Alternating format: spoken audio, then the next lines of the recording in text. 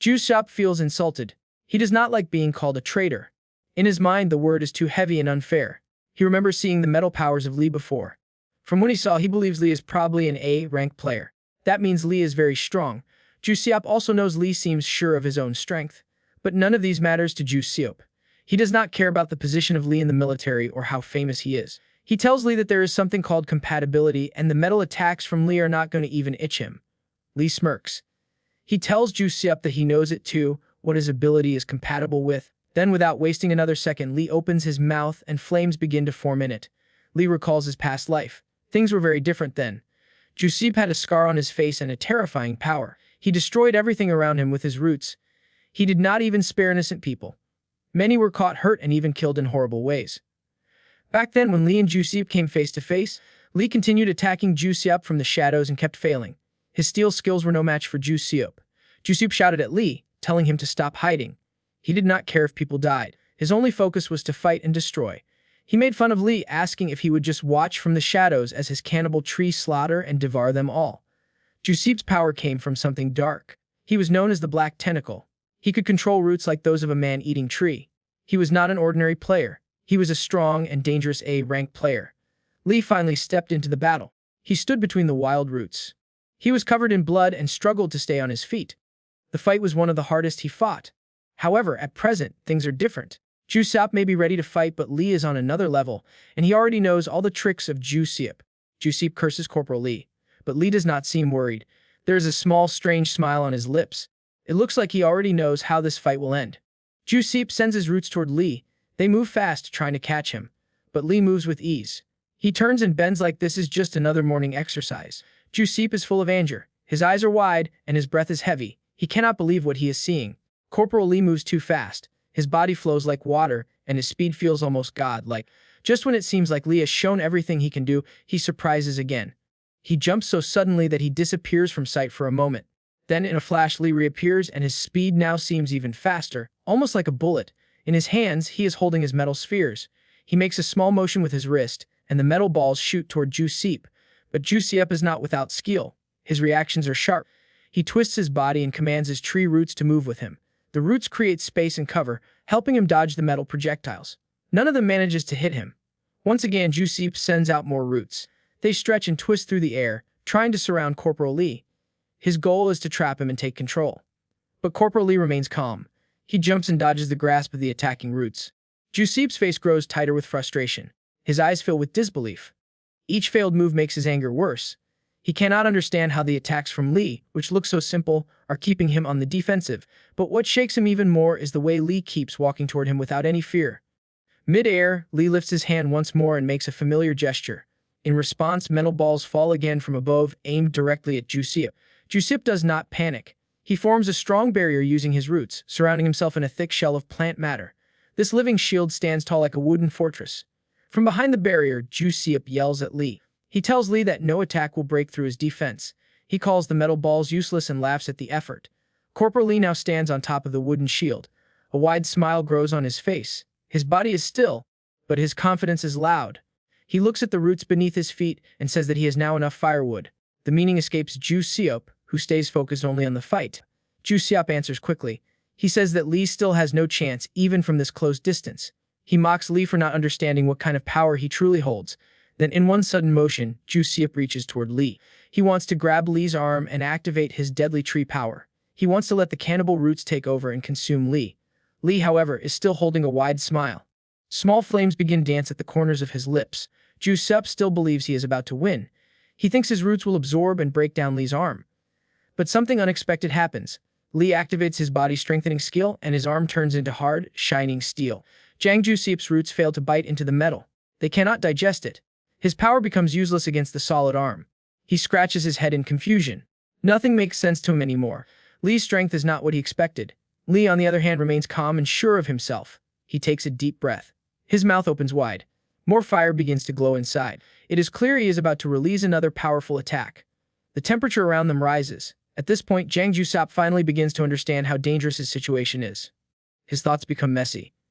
Nothing feels real. He remembers only metal balls flying at him a few minutes ago. Now a fire is forming in front of him and his body stiffens with fear. Panic grows quickly inside him. He tries to escape defeat with words. He begins to beg. He says his mission is important. He tells Corporal Lee that rewards are waiting if the quest is completed. He offers everything in exchange for mercy. His voice shakes, but he hopes the offer sounds tempting. Jang Ju-seop feels confident again. He believes this reward is too good to ignore. He thinks no one could turn it down, but the fire inside Lee's mouth continues to burn stronger. No answer comes. Jang Ju-seop starts to beg again. This time he says Lee can take everything later. He just needs to survive for now. But Lee stays still. His eyes remain cold. He does not trust Jang Ju-seop. He remembers everything from a past life.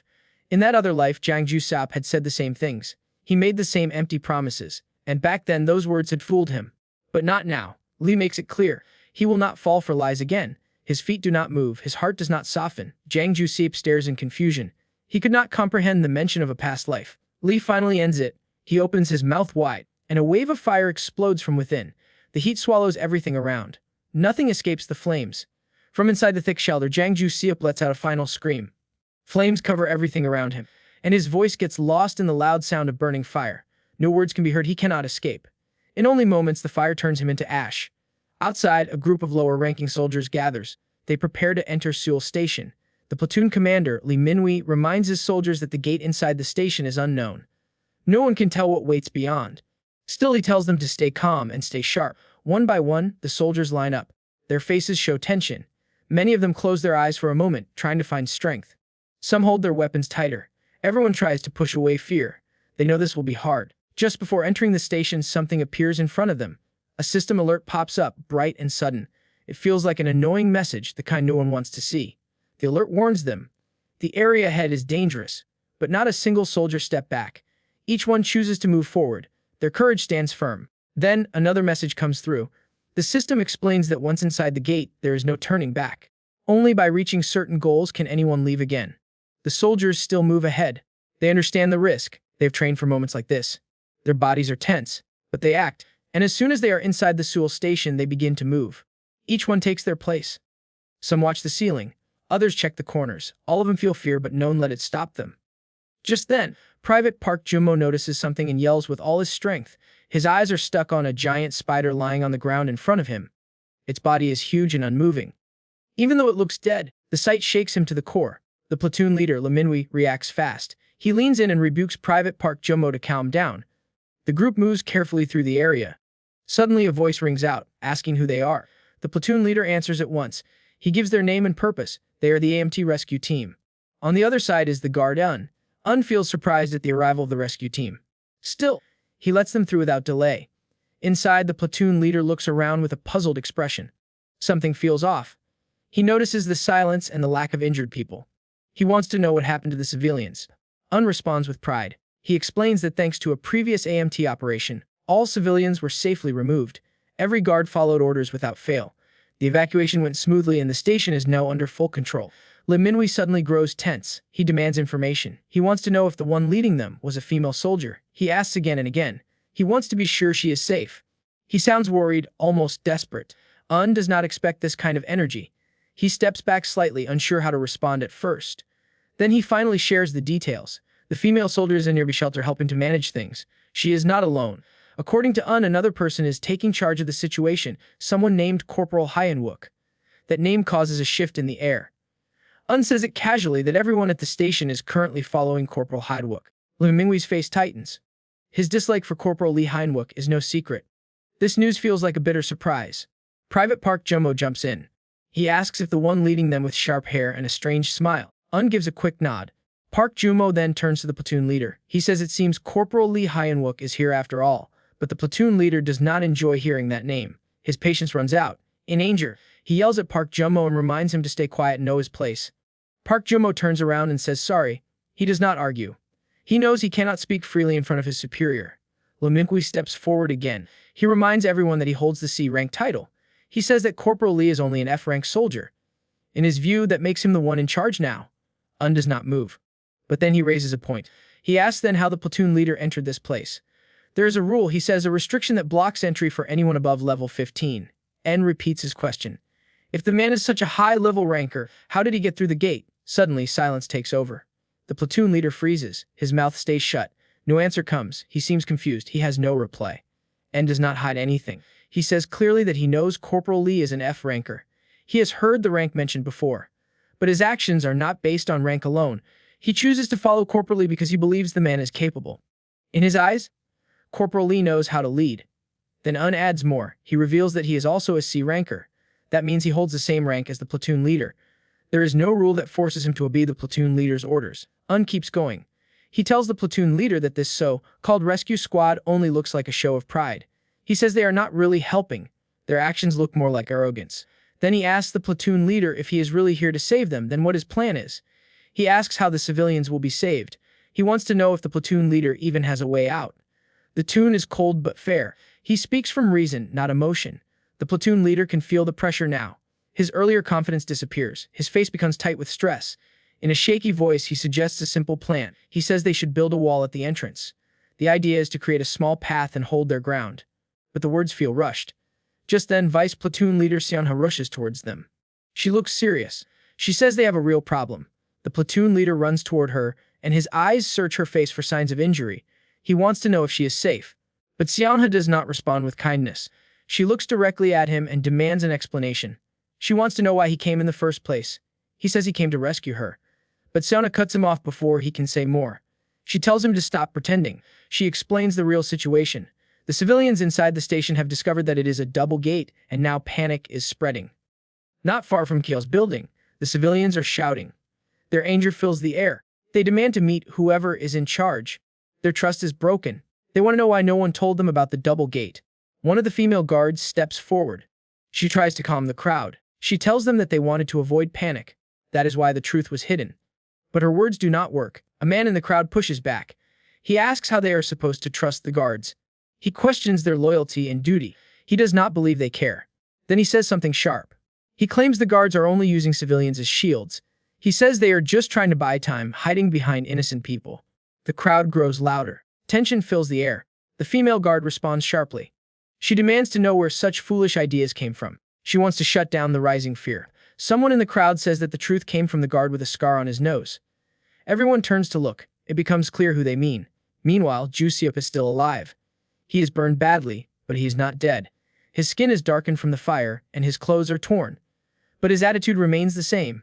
He could not believe it. He seems to be in a state of shock. He speaks like he expected all of this. He says he was ready, but now he cannot accept the idea of losing everything. Corporal Lee is standing beside him, and his eyes do not show any sympathy. He holds his metal spheres again and tells Ju-seop to stop complaining.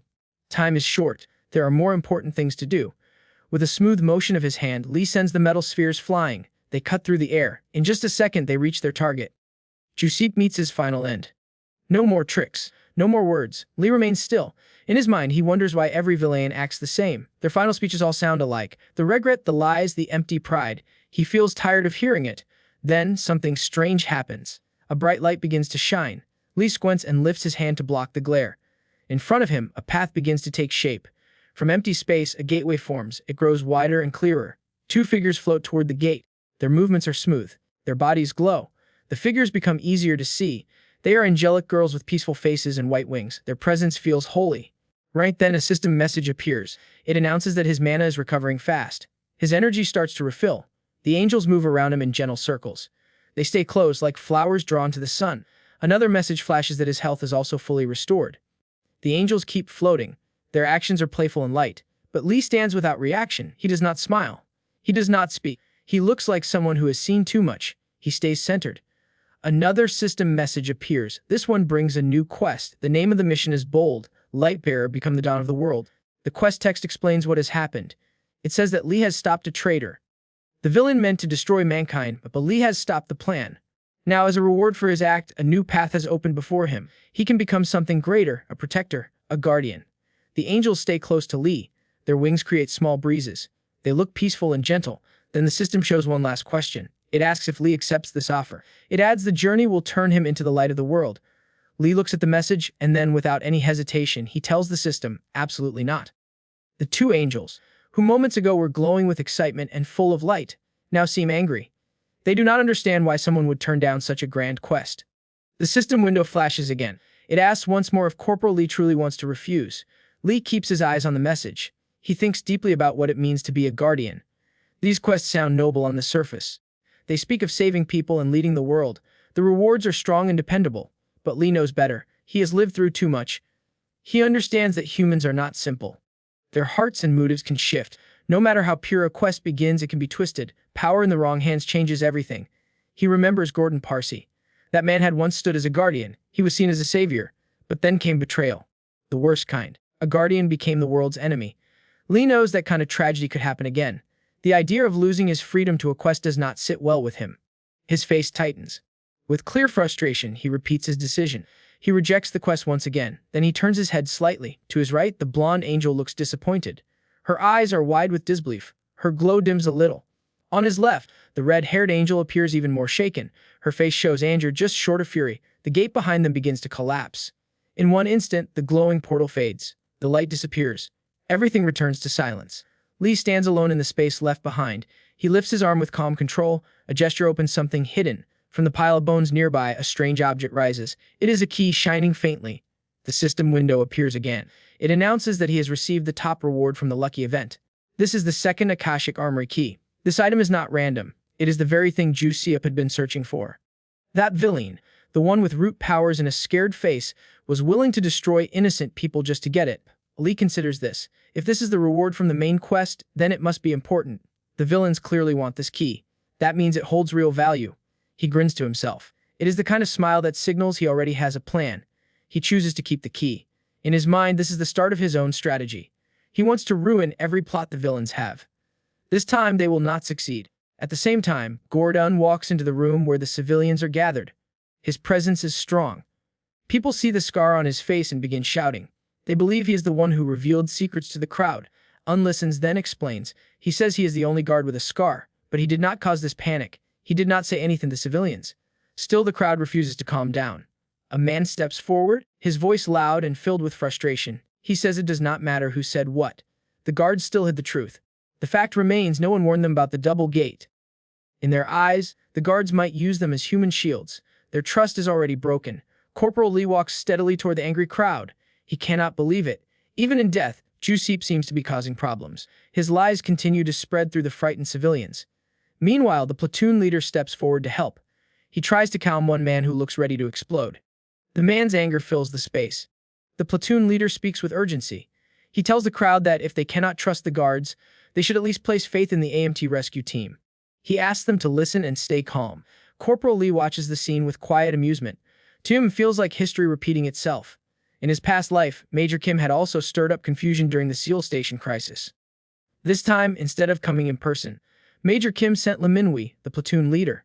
And just like before, the timing is perfect, right when Lee needs it most. The shouting continues. The same furious civilian now turns his doubts toward the platoon leader. He questions the idea of a rescue team with only 6 members. He mocks them, calling it the joke of the year. He demands to know what kind of rescue plan they even have. Before the crowd can grow louder, Corporal Lee steps forward. And just his presence silences many. He speaks with the force of command, and his voice echoes like a battlefield order. He warns everyone that if the second wave arrives, the danger will grow far worse. No one will be safe if they keep wasting time. But the 2 loudest men in the group still push back. They raise their voices. Their distrust only grows. They blame the guards, the military, and everyone involved for their current suffering. They claim they cannot rely on anyone. Lee locks his eyes onto the man in front. The look he gives is sharp and cold. It holds the weight of war and loss. Then he puts the question back to them. If they do not trust the military, then what solution do they offer? The crowd falls silent. Not a single voice answers. Even the platoon leader finds new words. Lee continues. He reminds everyone that the rail guards fought with everything they had. Many of them gave their lives to protect the civilians. He wants to know if that sacrifice is not enough. His voice grows harder. He looks around and asks if anyone in the crowd is brave enough to do the same. The 2 loudest men now drop their eyes. Their voices disappear. They cannot speak. The weight of truth presses down on them. The people around them stay quiet too. No one dares to challenge Lee anymore. But then the platoon leader tries to shift the mood. He criticizes Corporal Lee. He says Lee's cold glares and harsh words are too much. He asks where Lee has been this whole time. He demands to know why Lee only appears now, when things are already falling apart. Corporal Lee speaks with calm confidence. He tells the crowd that he has secured the double gate in the meantime. Nearby, Park Jun-mo lights up with joy. His eyes shine as he realizes that Lee has achieved something incredible. Standing beside him, Vice Platoon Leader Seona looks surprised as well. She has no words. The truth of the moment takes her breath away. Head Railguard nods slowly. In his mind, this level of achievement matches what one should expect from someone with an S-rank title. He shows no doubt. He simply accepts the result as fitting. But the platoon leader reacts in a very different way. His pride stings. He raises his voice, trying to discredit Lee's success. He accuses Lee of making everything up. In his view, one person could not handle such a task alone. He calls it a bold lie spoken in front of everyone. Corporal Lee remains unfazed. The attacks on his character do not bother him. His focus stays locked on the situation. He reminds the crowd that the second wave is close. There is no time to argue. He urges everyone to find shelter immediately. He speaks with clear urgency, hide now or suffer later. Listens and moves without delay. He tells the civilians to grab anything they can, chairs, desks, anything useful, and build barricades. He leads by example, moving fast and guiding others to safe positions. The crowd follows, driven by his calm urgency. The platoon leader stands to the side. His face shows frustration. A sense of helplessness creeps in. He watches Lee command the scene without hesitation. Every word from Lee shifts the people into action. The platoon leader cannot understand how this is the same man he once looked down on. Nothing makes sense anymore. Near the portal, tension fills the air. The countdown to the second wave continues. It feels like waiting for a storm that everyone knows will hit hard. The atmosphere is thick, like the moment before a terrible sequel begins. In this heavy silence, Park Jung-mo steps towards Lee and Seonha. In his hands, he is holding the blade of Lee and the book of Seonha. He gives them their belongings. He tells them that he brought them because he believed they might be needed. Lee and Seonha accept the gifts. Lee and Seonha both nod in thanks. Now, Lee sits on the ground. His postures relax like someone preparing to tell a story beside a fire. His hand rises slightly. He signals everyone to come closer. He has something important to share. He begins to explain. The spider monsters from the first wave were not listed in the monster manual. They were unknown. Despite this, his metal manipulation skills and the efforts of the guard force helped stop them. Still, something does not sit right with him. He says the attack felt too weak. For a surprise monster wave, the danger seemed lighter than expected. Standing nearby, agrees. He too sensed something strange. The spider monsters were strong, yes, but something felt missing. Their threat did not match the fear they had prepared for. Corporal Lee begins to share his thoughts. He says the spider creatures from the first wave might have been only the beginning. In his view, they were likely just the opening act. The real threat has not shown itself yet. Since this is the first wave, he believes the event is following stages like steps in a larger plan. His voice becomes more casual, though his message stays serious. He suggests that future monsters might use venom. He thinks the next creatures could still be spider-like, but more dangerous, with poisonous traits. He nods at the group and advises that they put on gas masks now. He says it might be a smart move. Better to be ready than caught off guard later. In the background, Lee Min-hui stands still. His eyes are locked on the crowd, his jaw is tight. Steam might as well be pouring from his ears. Rage builds inside him. He cannot believe what he is seeing. Even Vice Platoon Leader Seonha stands beside Lee now. The guards, too, are listening with full focus. Every person seems drawn to Lee's calm authority. That level of attention burns at Lee Min-hui. He cannot stand it. Corporal Lee continues without noticing the bitterness behind him. He explains the layout of Seal Station. Its size and structure make it a dangerous place if poison starts to spread. He says that if gas is involved, the civilians inside could die quickly. So they must not fight within the station. They need to lure the monsters outside. He begins outlining a full plan. He tells the group that once the second wave begins, they must act fast. Their goal is to get the monsters to chase him toward the outer platform. The rescue team and the guards will split into small units. They will wait outside, hiding in places with good cover. These groups will not fight face to face. They will only attack from safe spots, just like they did in the first wave. Their job will be to slow the monsters down. They must avoid close contact. They only need to hold the creatures back, little by little. Then comes the critical moment. Lee says once he manages to damage or tear the spider's armor, that is when everyone must act. All attacks must focus on the exposed spot. If they hit hard and together, the monster will fall. Corporal Lee lays out the most important part of the operation. For the plan to succeed, he says the platoon leader and the vice platoon leader must oversee the battlefield from a high vantage point. Their position will be critical to guiding the units and keeping the formation strong. Hearing this, Lee Min-hui feels a sudden burst of confidence. The idea of standing side by side with vice platoon leader Seonha fills his thoughts. In his imagination, it is almost like a dream come true. He quietly repeats the idea to himself, proud and pleased. Lee continues explaining the mechanics of the plan. If the platoon leader uses his warp skill again and again to teleport Lee across the battlefield, then Lee can use all his energy, mana and stamina, on attacking the monster directly. If the vice platoon leader focuses her power on restoring the platoon leader's mana, the two of them can keep the teleportation loop going for the entire fight. It would give Lee a chance to strike hard without worrying about movement. Lee then points out something else. There is only one person present who understands unit positioning, monster behavior, and raid tactics well enough to guide everyone safely. That person is the platoon leader. Lee Min-woo adjusts his mask. His voice takes on a more formal tone. He says that with this strategy, their chances look good. He thinks they can make it through without heavy losses. Lee nods and responds. His tone is respectful but firm. He says the team will depend on the platoon leader now. Or perhaps more fittingly, he calls him rescue team captain. In his mind, Lee reflects on the plan again. With warp support from a C ranker like Lee Min-woo, who is currently only level 15, their operation should go smoothly. Everything seems to fall into place. A short while later, a new gate forms in front of the group. Just like they planned, everyone takes their position. They wait quietly for the monsters to appear. Lee informs them to stay ready. He tells them this marks the start of the second wave. Suddenly, a bright red system window flashes into view. The message is simple but serious. The event has begun. The condition for clearing it is to either survive for 6 hours or defeat the boss monster. Right away, the gate opens and something massive drops to the ground. It is a spider, but not a regular one. This creature is enormous. The force of its landing shakes the ground.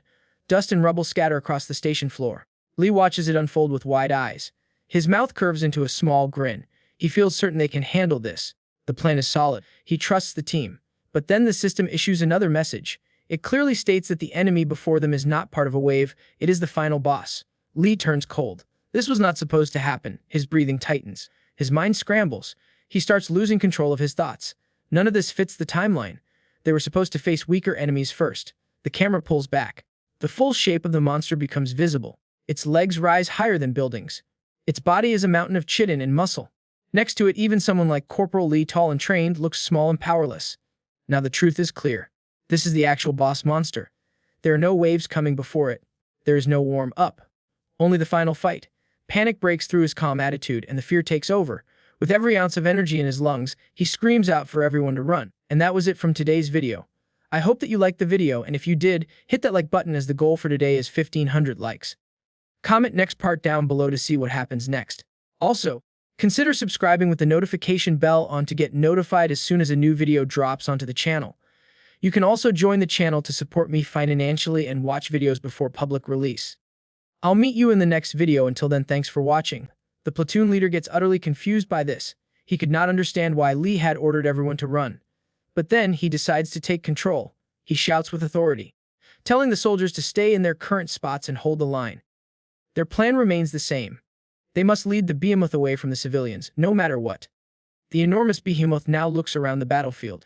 Its eyes fall upon the lifeless body of its fallen comrade, lying like broken garbage. The blood-stained ground makes the beast groan in frustration. Its mood darkens and it begins to lower itself slowly. Right in front of it, Lee is standing tall, still struggling to understand what is happening. He recalls details from his past life.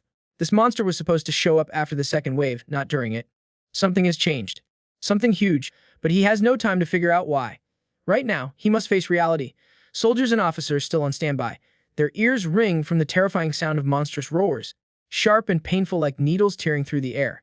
Yet they wait. Lee refuses to back down. He stares at the huge beast in front of him. The behemoth, angry and wild, lashes out with a powerful strike. It swings its arm down in rage, aiming to crush Lee. But Lee quickly moves back, not once but twice, avoiding the crushing blow. The giant's hand slams into the ground with such brutal power that the concrete splits apart like dry clay. In that moment, a terrifying truth hits Lee. If he fails to stop this monster, everyone here will die. No one else is strong enough to face it. No one else is standing between this creature and disaster. It has to be him. Only him. The battle heats up. Lee prepares to unleash his metal powers. He charges up and sends out a powerful metal smash. A strange light flashes above the behemoth's head, creating a moment of suspense. But this impressive smash does not come without a price. Lee's mana begins to fall fast, dropping down to 72%, but the smash attack does nothing. The monster is still standing there, not even scratched. The expected burst of destruction fades away, disappearing like smoke. A system message suddenly appears in front of Lee. It explains why his attack failed. The monster's steel-like body is stronger than the force of the metal smash. Lee stands frozen, completely confused. It feels like he just got hit with an invisible slap. His strongest move has failed, and now the monster is reacting. The behemoth does not wait. It strikes back fast with its massive sharp leg, aiming right at Lee. The attack comes dangerously close. Only a few inches stand between him and death, but Lee still has more skills to use. Using his metal manipulation, he pulls off an incredible midair move, avoiding the giant leg just in time. The attack rushes past him, missing him by a hair's width. Lee finally understands why his metal smash felt like nothing to this beast. The monster is simply too massive, too powerful. He realizes his regular attacks are useless against it. If this monster can slice a concrete pillar like a vegetable, then his steel body transformation skill will not help him at all. Even with all this pressure, Lee refuses to give up. Another deadly strike from the monster comes at him, but he reacts quickly, flipping and spinning midair with the grace of an athlete. With courage burning in his chest, he makes a bold choice. He lands on the monster's leg, and without hesitation, he starts running up the side of the massive beast, ready to face it head-on. Something has clicked inside his mind. He has an idea bold and dangerous, but filled with possibility. He knows he is small compared to this giant creature, but when a person has nothing left to lose, then taking risks becomes the only option that makes sense. The platoon leader and vice platoon leader are still on the battlefield. They are standing above where Lee told them to be, but both of them are startled at what they are seeing. Lee is not going according to the plan. The platoon leader instantly lashes out at Lee, furious that he is ignoring the original strategy. The plan was to lure the behemoth outside, away from the civilians, and here stands Lee, fighting it alone.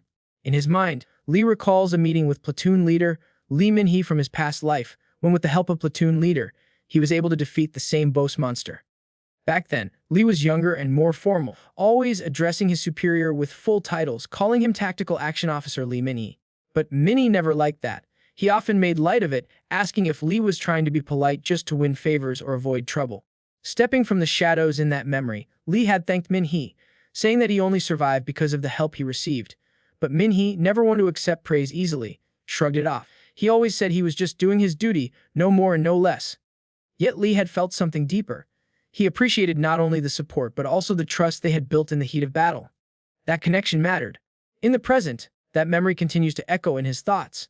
He remembers Min-hee claimed to have memorized every tactical manual that an officer must study.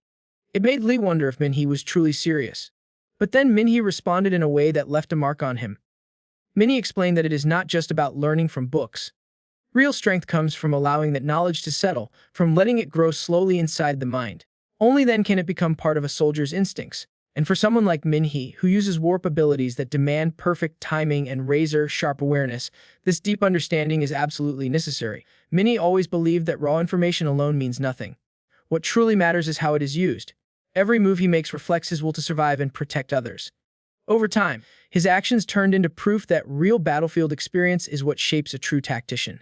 Now, back in the present, everything feels just as intense. The platoon leader, Lieutenant Lee Min-hee, is shouting at full volume, his voice booming across the area. He cannot stay calm, watching Lee throw himself at the behemoth like this. From his point of view, this is complete madness. But Lee is fully locked onto the giant monster before him. He flips through the air, twisting and dodging with incredible speed.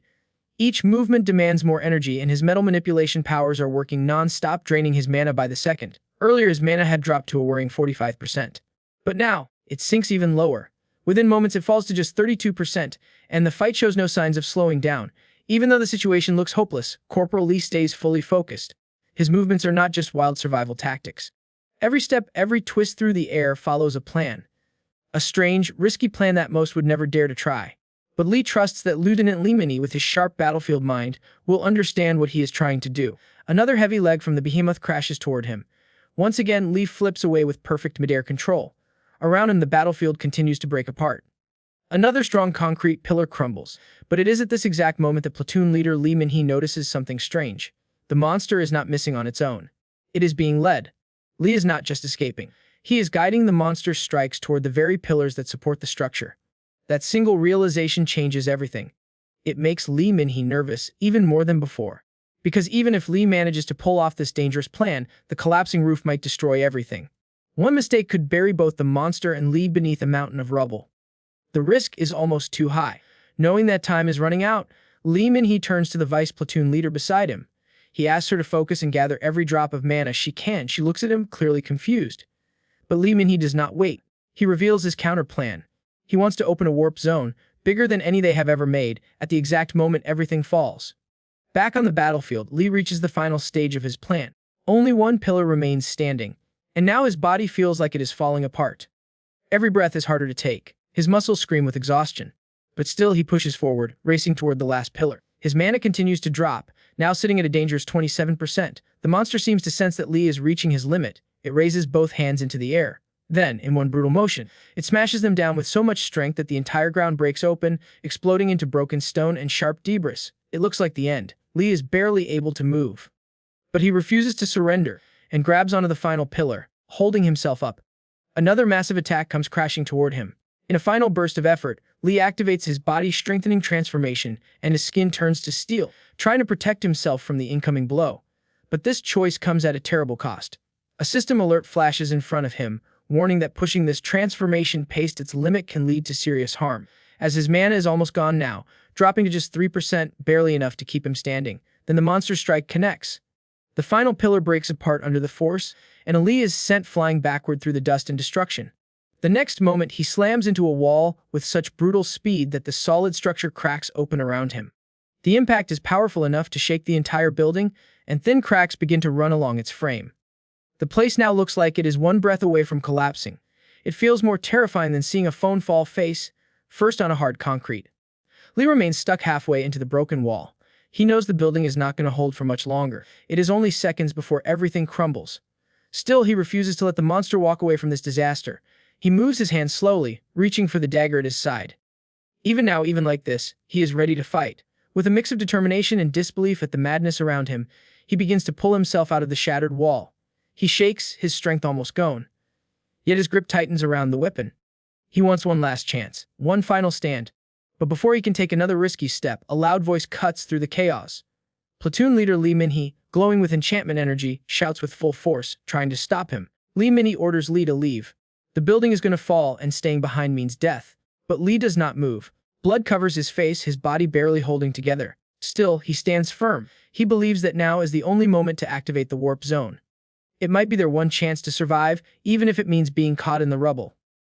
Now the choice rests on platoon leader Lee Min-hee. The mission demands the monster's defeat, but his partner's life hangs in the balance. But with no more time left to hesitate, he finally makes the call. He channels the warp zone and triggers it directly under the monster. The air bends and twists, and suddenly the ground beneath the behemoth vanishes. The giant creature drops straight down, crashing to a lower level. And at that exact second, the building gives in. The floor begins to crumble first. Then the ceiling starts to break apart, chunks falling like rain.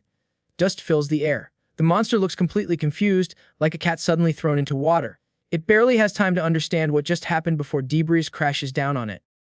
In the middle of all this chaos, Lee is still hanging there, covered in bruises and blood. His body looks like it has been through a storm, but a small grin forms on his face. Even in this condition, he feels proud. He says he knew Lee Min-hee could do it. He murmurs, "Good job, partner," and just then, the building finally collapses with a loud, earth-shaking crash. Lee Min-hee shouts at Lee, calling him a bucking moron, and everything disappears in clouds of dust and broken stone. The vice platoon leader watching it unfold freezes in horror and awe. She whispers his name, Lee Hyeonuk. A flashback from his past life shows Lee standing over the remains of the boss monster they just defeated. Around him, the battlefield lies silent and broken. The victory feels bitter. Too many lives were lost during this operation. He looks down at the fallen, then turns toward his partner. Doubt fills his voice. He wonders if he is truly fit to lead. The red-headed girl turns to him and stares at him sharply and unforgiving. She calls him out and scolds him without holding back. She calls his words weak and childish. She asks him who gets to decide what makes someone worthy. She questions whether he still cannot trust himself after everything they've been through. Lee does not respond. He stands still, her words now sitting heavy in his mind. Back in the present, the world shakes around Seoul Station. The destruction continues. Lee is still standing, but barely. His mana remains stuck at 3%. Every step takes effort. He begins to stumble, completely drained. His voice cracks as he speaks an apology to the ones who believed in him. Then he is about to fall along with the collapsing building. A memory flashes before him. That same woman from before holds on to the edge of his coat. A gentle smile rests on her face. She tells him that he should not carry the weight of everything alone. Her words offer quiet strength. She reminds him that when he feels uncertain, he should look into the eyes of the people who stand with him now. Their trust is real. In the present, the chaos has not ended. Both the vice platoon leader and Lee Min-hee are in position, ready to catch him. It turns out Lee Min-hee is using his warp skill and has opened a portal just near Lee, and the vice platoon leader has extended her hand for Lee. Dust still floats through the air. Lee, bruised and bleeding, manages to open one eye. Through the dust, he sees them, his comrades, standing firmly, reaching out. he passes through the warp. Then the vice platoon leader grabs him midair, pulling him in safely. Minnie is using every bit of his mana to keep the warp gate open. Sweat drips from his face as he holds on. But when Lee is safely on the ground, the gate closes with a sharp snap. In the next breath, the station comes crashing down. The impact sends rubble flying through the air in every direction. It looks like a scene from a massive action film, filled with chaos and destruction, only much more real. Outside Seoul Station, a red system alert flashes across the sky. The warning is loud and clear: the boss monster has now appeared. Almost 5 hours remain before the anomaly ends. The final battle is about to begin. Not far away, A reaches the command post and brings urgent news. The media is in full panic. Reports of the boss monster are spreading everywhere. Reporters are demanding answers, and the pressure is building fast. Standing there, the battalion commander listens with clenched fists. His face is tight with frustration. Steam might as well be rising off him. It feels like watching a kettle right before it boils over. Not far away from him, the Flower Guild president is soaking up the gossip from her manager, who whispers the juicy tidbit that the director and vice president have hinted rather strongly that if she continues with her current tactics, then her reign as the head of the attack squad might be as short-lived as a snowball in a sauna. Hearing this, the woman is on the verge of exploding. She accuses the so-called brothers of setting a trap, of circling her like wild dogs ready to bring her down. Her anger grows with every sentence. It feels like they've been waiting for this chance, picking the perfect time to strike. But then the chaos pauses as the battalion commander and the Flower Guild president lock eyes. It is an awkward moment, thick with tension, like two cats eyeing the last piece of fish on a hot roof. The commander's stare is strong and sharp, almost like it could pierce through her. She does not back down. She snaps and tells him to stop looking at her like that. She then decides that enough is enough. Something needs to break this cold moment. She thinks for a second and then realizes what she must do. Reaching into her pocket, she pulls out her phone with shaky hands. She bites her nails without noticing and decides to make the call. She says to herself, of all the people, it has to be him. But now there is no choice. She takes a deep breath and taps his name in her contacts. The name in her phone is saved as Crazy Dog. She finally dials the number. Meanwhile, Seoul Station now lies in ruins. Smoke rises from broken ground and shattered buildings. But through all the destruction, Lee is still alive and kicking. Dirt covers him and his clothes are torn, but he is breathing. Around him, his companions are safe too. The vice platoon leader is kneeling beside Lee. She is focused on healing him. She softly admits that, for a moment, she truly believed this would be her end. But now they are alive, and that matters more than anything. Lee is sitting still, and his eyes are heavy with doubt. The world around him has changed too much. The knowledge he once trusted, the things from his past life, now seem to slip through his fingers like sand. Everything feels different. The rules have shifted. The future he imagined feels far away, almost unreachable. Nothing makes sense anymore, and the chaos around him only adds to the pressure. The vice platoon leader stays calm, her hands glowing gently as she works to heal Lee. However, the platoon leader looks ready to explode. His jaw clenches and his eyes burn with frustration. His anger rises like a storm held just beneath the surface. Without warning, he steps forward and grabs Lee by the collar. He does not hold back. He accuses Lee of acting alone, of breaking from the team. He reminds him that the mission almost failed. He points to the vice leader and says that only her quick action saved them. He explains that a plan means nothing without trust. Each person in a unit must do what they promise. Trust is the only thing that holds a strategy together. Lee does not speak. Instead, a memory comes rushing in. A friend from the past once said the same thing. The voice in his mind feels close and real. A small grin creeps onto his face. The confusion in his eyes clears. He cuts off the yelling with a sharp reply. He says this is not the time for deep talks. Then something unexpected happens. He offers a quiet thank you. The words from the platoon leader and the memory of his friend seem to give him clarity, and his next steps become clear in his mind. The platoon leader watches him closely. Doubt still lingers in his face. He does not believe Lee will follow the plan. He fears Lee will charge forward alone again. He reminds him that most people cannot take the same punishment. Not everyone has a body built to survive everything. The platoon commander was just as shocked as anyone when he saw Lee springing back to his feet like a cat with 9 lives. Just then, Lee gets up and says the boss monster about to come out from beneath the ruins. He also adds that he already has a plan to greet it. He grins with confidence, like someone who could sell anything to anyone. He tells the group they are about to bring down a storm. Not just any storm, but a real one. He gets the team fired up. He tells them that this fight will need everyone together. Only by uniting can they shock the monster into giving up. With a voice full of fire, he announces their secret weapon this time is none other than Park Junmo. Junmo hears his name and looks around, confused. His face shows the same thought he always has in moments like this. He wonders why it is always him being pushed into the spotlight. At the same time, far from the battlefield, a large, angry crowd gathers outside. People surround the battalion commander. They demand answers. A monster has appeared at Seoul Station, and everyone wants to know the same thing. What will happen to the people stuck there? The noise grows louder.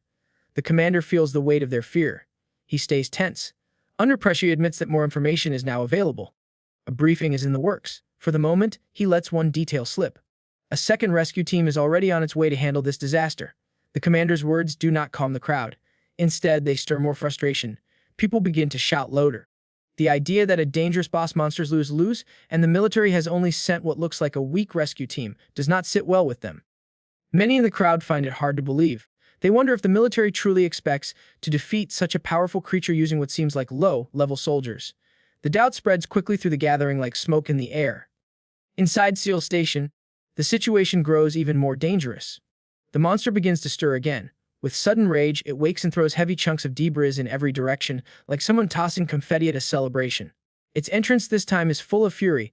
Its eyes burn with anger. It cannot believe that humans dared to trick it. The sound of its roar fills the whole area. The force is so strong that the corporal and the vice platoon leader lose their footing and stumble back. The monster rises off the ground and suddenly senses something above it. There is a giant water bubble floating in the air, hanging there like a trap waiting to fall. The officer gives the signal. Without delay, the guards move into position and release the bubble. The massive sphere of water crashes onto the monster. For a moment, there is silence. Then, the creature shakes itself free. The water has soaked him up. Without wasting any time, the guards move fast and activate the amplification rune. Power begins to gather. Lee, filled with energy, turns to Park Junmo and calls out to him, urging him to begin the real attack. Junmo responds without hesitation. He gathers lightning in his body, then channels it straight into the rune. Bolts of power shoot forward, aimed directly at the monster. The monster howls with pain. It twists and writhes, overwhelmed by the sudden attack. Junmo pushes harder. He refuses to stop. His hands tremble, but he keeps sending out wave after wave of electricity. Lee continues to shout, encouraging him. He tells Junmo not to slow down. They are almost ready. There is one final move left. A giant frost rune waits in the background, prepared to end the fight. Then comes a sudden turn in the story. A powerful new figure bursts into the scene. He orders everyone to stop, and no one dares to disobey. The command is sharp, final, and leaves no room for argument. In the very next moment, the atmosphere changes. Something unseen presses down hard on every living being in the area. Park Junmo, caught mid-attack, struggles to stay upright. The monster also feels it. Outside, the scene remains chaotic. The crowd continues to demand answers. The battalion commander, still holding his ground, faces their rising anger. Then, he reveals what everyone has been waiting to hear. This time, the backup team is not just another group of soldiers. This time, they have sent someone truly powerful. An S-class player with no level restrictions is now in the game. The name hits like a shockwave, tease in hand. People recognize it instantly. This man is not only the highest-ranked player in Korea. He also stands as number 9 in the entire world. Now, inside the station, he steps forward toward the monster without hesitation. Confidence flows from him like heat from fire. He tells the others to move aside. He has this under control. Even Lee cannot help but grin. He reflects, so this is an S-ranker's authority. He is finally here, the lazy tiger. Meanwhile, Taesin prepares to attack, and his hands begin to glow. Flames spark to life around his fists, burning hotter with every second. He shouts at top of his lungs to others that he doesn't like eating on the same table. And if he catches anyone drooling on his prey, they are dead. Hit that like button, as today's goal is 500 likes. Also, consider subscribing with the notification bell on to get notified as soon as a new video drops on the channel. Back to the story, Lee reflects. Since the future he believed was already planned now feels changed. He cannot fully trust the information he held. At first, his idea was simple. He would walk away from the reward and wait quietly for 5 hours, hoping that the monster would eventually disappear without a fight. But now, the sudden arrival of Taesin changes everything. This is not just any new development. It feels like fate is stepping in. He reflects back to his previous life, the one where he too had once reached S rank, free of any level restrictions. In those days, S rank players had a reputation for clearing dungeons alone, with no need for teams. Taesin had been a prime example of that strength. Back then, the entire station battle had ended with Han claiming the clearing reward. That victory only strengthened his legend as someone who could not be defeated. A big part of that legacy came from a rare treasure he had gained, the secret item of Manan and MacLure. That item, a piece of armor with unbeatable power, had made Han nearly untouchable. Now, standing here in this new timeline, Lee feels something different. Not frustration, but a sharp mix of curiosity and hunger. A grin forms slowly on his face. In his thoughts, he sends a word of thanks to Taesin. Because of Han's sudden arrival, Lee no longer needs to step back or let go of the reward. The path has opened. The opportunity is now within reach. Hentazon is now sitting on his table. And when it comes to the most prized item, the one everyone would fight for, Lee makes it clear in his own way. That item is his plate. And he is the one eating it. Meanwhile, the monster, full of rage and unwilling to wait, charges at Han. The attack carries all its strength. But Han meets it with ease. One calm motion of his hand stops the violent strike in its tracks, as though brushing away a weak gust of wind. His control speaks louder than words. Standing tall, he seems untouchable. He is clearly operating on a level of his own. With a confident grin, Han prepares to strike back. His armored hand begins to shine, glowing brighter with every second. That light signals something dangerous, something final. The counterattack lands hard. The monster is thrown across the area, crashing into the ground with a sound that echoes through the entire station. Dust rises in thick clouds. Onlookers can barely keep their eyes open as the shockwave rolls past them. It is their first time witnessing such overwhelming power up close. The name Fist King now feels real.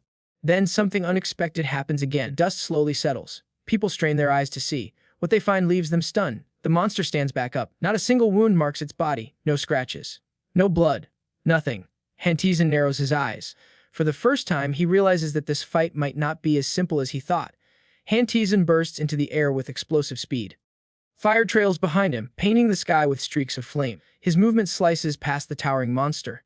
In midair, he stops for just a moment, adjusts his direction, and then dives straight down like a falling meteor. His glowing fist is locked on its target. The punch lands with thunderous force. Han hovers in the air, his body's fist still radiating energy. Below him, the monster staggers back, clearly shaken. The full power of the Fist King's blow sends the beast crashing down, its massive body hitting the ground with a dull, heavy thud. The impact is so strong that nearby soldiers are thrown off their feet, flying in every direction like bowling pins. Thick dust spreads across the battlefield once again. Amid the chaos, Lee appears in the cloud of smoke. His arms are wrapped around the vice platoon leader, shielding her from the shockwave. Once the dust begins to settle, she turns to him and quietly explains that she gave him a small mana blessing. But her voice carries hesitation. She says she cannot give more because she believes the others may need her support later. Lee responds with a calm smile. He tells her not to worry about him. He says he will be fine. He adds that he does not plan to rely on his body anyway. Then, without warning, he slips his hand away from hers and leaps down from their position, heading directly toward the monster. In the distance, the platoon leader watches with a tired sigh.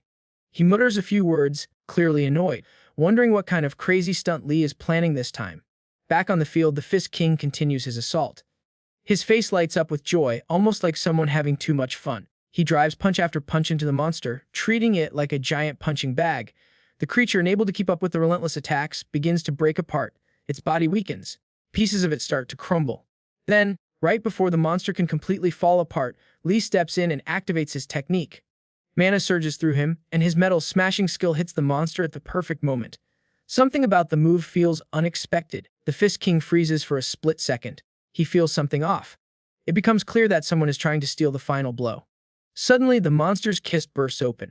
The explosion rains pieces of its insides across the battlefield. The body collapses in on itself, no longer able to hold form. Hentazon lands quietly. He seems angry. A glowing window appears in front of Lee. The system message explains everything. It reveals the skill Lee used, Metal Smash, a rank D ability. It works by using mana to crush metal, and the amount of mana needed depends on how much metal is targeted. Lee now stands with only 13% of his mana left. At this moment, Lee steps beside the Fist King. The two warriors now look down at the fallen beast together. One seems amused, the other clearly not. Han turns his head and makes it clear that he wants an answer. He wants to know what Lee is really after. The Fist King turns toward Lee and reminds him of the clear warning given earlier, that no one should interfere with his kills. Yet here Lee stands, trying to snatch victory away at the last second. The frustration in his tone is clear. To him, this is a line that should not have been crossed. But Lee has no intention of backing down. He calls out the Fist King for acting without honor, pointing out that even someone with an S-rank title should follow some kind of code. His words hit a nerve. The Fist King's anger begins to boil over. He snaps back, demanding to know what exactly Lee is accusing him of. In his mind, he has done nothing wrong. But Lee delivers a sharp reminder. He brings up that it was actually Han who had interrupted the raid first. That action, Lee argues, had already crossed the line. So, by that logic, this kill rightfully belongs to him. The Fist King lets out a harsh laugh, clearly not convinced. He questions whether someone like Lee could have ever taken down the monster on his own. But Lee remains calm. He tells Han to step aside, making it clear that this fight is not over. Tension spikes. The Fist King's patience snaps. He claims that one punch would be enough to end Lee right then and there. But just then, the Fist King notices that a dagger is already on its way to kill the monster. He realizes Lee has already acted, and calls Lee a sneaky custard, and in the next moment he launches forward and rushes at the monster with everything. Neither one is willing to give up. Each wants the final blow. Each wants the glory. The blade moves fast towards the monster and Lee shouts back at Han, reminding him of one simple truth. It was their squad, the people who stood and fought from the beginning, who held the line. It is not right for someone to show up at the final moment and take it all. Behind the dagger, the Fist King pushes hard, eyes locked not on the monster but on the dagger. He is determined to strike before Lee finishes it. In the middle of this wild race, the monster stands as the center of attention. Both of them reach the monster at the same time. The dagger slices deep into its body. Right after, the Fist King's burning fist crashes into the beast. The monster jerks back violently, its body shaking as lightning and fire tear through it from both sides. The Fist King does not slow down. He pulls back for one final strike, gathering power into his fist. The next blow lands with explosive force, shaking the battlefield. The monster crashes down, flames bursting out in all directions. Fire and heat roll across the area like a wave. With that, the darkness begins to lift. The thick black mass that had swallowed Seoul Station starts clearing. The monster is finally defeated. Bit by bit, the strange fog clears. The Seoul Station is free once again. Outside the station, people begin to talk. Word spreads quickly through the crowd. They whisper to one another that the monster fell in under 5 minutes once the Fist King entered the battle. To them, it feels like a miracle. From inside the station, survivors slowly step into the light. They had been trapped for hours, unsure if they would ever escape. Among them, the girl from earlier spots her mother. She runs straight to her, her face full of worry. The mother quickly wraps her arms around her daughter, gently telling her that everything is fine. But the moment feels heavy and tears begin to flow. Around them, others begin to realize that the danger is over. Relief spreads, smiles return. Some cry, others simply sit in silence. They all feel the same thing: safety after so many long hours of fear. Television screens across the city light up. Reporters call it nothing less than a miracle. Every single person inside Seoul Station has survived. The news carries excitement and disbelief. Then another message appears, not from the news but from the system itself. The notification confirms the fall of the monster, the venomous ironclad Spider Queen. It congratulates the survivors, acknowledging the nightmare they endured. Then it adds something else. There will be special lucky rewards for those who stood through it all. Back at the scene, the Fist King reads the system message, but his expression shows no joy. His eyes narrow slightly. His fists clench. He is not smiling. The system congratulates him for assisting the monster. He is ranked 2, and a lucky reward is being given to him, not the final credit. The truth hits him hard. That explains the silent fury burning behind his stare. Meanwhile, the dagger of Lee is still in the body of the monster, and green energy starts flowing into it. The system says an unknown energy is imbuing his cloud blade, and its current progress has reached 24%. The system also confirms that Lee is the one who landed the final strike, and he is ranked number 1. Then, the moment he had waited for finally arrives, as the system delivers his reward for defeating the monsters. He receives it with calm pride. In his hand now rests a bracelet, one he remembers well from his past life. He had longed for it back then. Now, it belongs to him. His eyes widen as he stares at it, a quiet sense of victory settling into his heart. A new system window appears in front of Lee. The message is clear. He has obtained Manon Makler's secret armor. The text describes it as a hero-grade relic. This is not just any item, it has the ability to grow stronger through battles. The armor, when filled with mana, forms a thin, nearly invisible layer across the user's skin. It adds no weight yet provides powerful defense. The window also reveals something more. The armor includes hidden subspace, perfect for storing items in secret without carrying bulky bags or visible gear. Lee grins widely like someone who just stole the last slice of pizza. He is the one who walks away with the victory. He has finally got it. Nearby, the Fist King watches, his face full of disbelief. Filled with irritation and anger, he calls Lee every name that comes to mind. He wants answers. He wants to know how this happened and where is his reward. But Lee is not in the mood to explain. The heat of victory still burns in him. He takes the bracelet and eats it with zero hesitation. The Fist King loses his patience completely. But Lee does not flinch. He slowly turns his head, throwing a glare so sharp it feels like it could slice through steel. The message behind his look is simple. He wants to know what reward the Fist King is even talking about. Lee says, the ones who truly saved the day were his team, the group who stayed from the beginning, held the line, and risked everything. If anything, the Fist King should be showing gratitude for being allowed to join their fight at all. With those thoughts made clear, Lee walks away. The air behind him almost crackles, like the moment after a mic drops to the floor. The Fist King is left standing there, face red with anger. but credit must be given. The Fist King refuses to give up. He stays where he is, unwilling to let the matter go. His pride keeps him rooted. He begins to argue again, claiming to understand the system better than anyone else. He says his contribution during the fight made up 70% of the total effort. In his eyes, that should count for more than any last-minute blow or clever trick. He insists his part was bigger than Lee and his team. He says he has spent 6 full months in isolation, training for moments like this. All of that effort, only to be pulled into a sudden battle and then left behind in the reward pool. He believes he deserves at least a hero-grade item, something that reflects his strength and sacrifice. He wants compensation. He demands to know how Lee plans to fix this imbalance. But Lee shows no interest in the conversation. He hears the anger. He sees pride. But none of it changes his stance. The arrogance in the voice of Fist King only pushes Lee further away. To him, the moment is already over. The reward has been claimed, and nothing the Fist King says will change that. A sly grin slowly spreads across the face of Lee. In his mind, the Fist King's complaints sound like a joke. This man is actually arguing about compensation and contribution in front of someone who got pulled back into military duty from his past life. A soldier, forced to return for something so absurd, now stands listening to complaints from a self-imposed exile. The irony is almost too much. Suddenly, the air shifts. Energy crackles all around them. Flames swirl tight around the Fist King's body, growing more intense, as if something inside him is ready to blow. He asks whether Lee understands who he is dealing with. But Lee doesn't flinch. He simply shrugs, silently daring the man to go ahead. He is not afraid. Not even a little.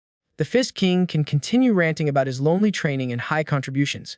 Lee has heard it all before, but in his view, none of that matters.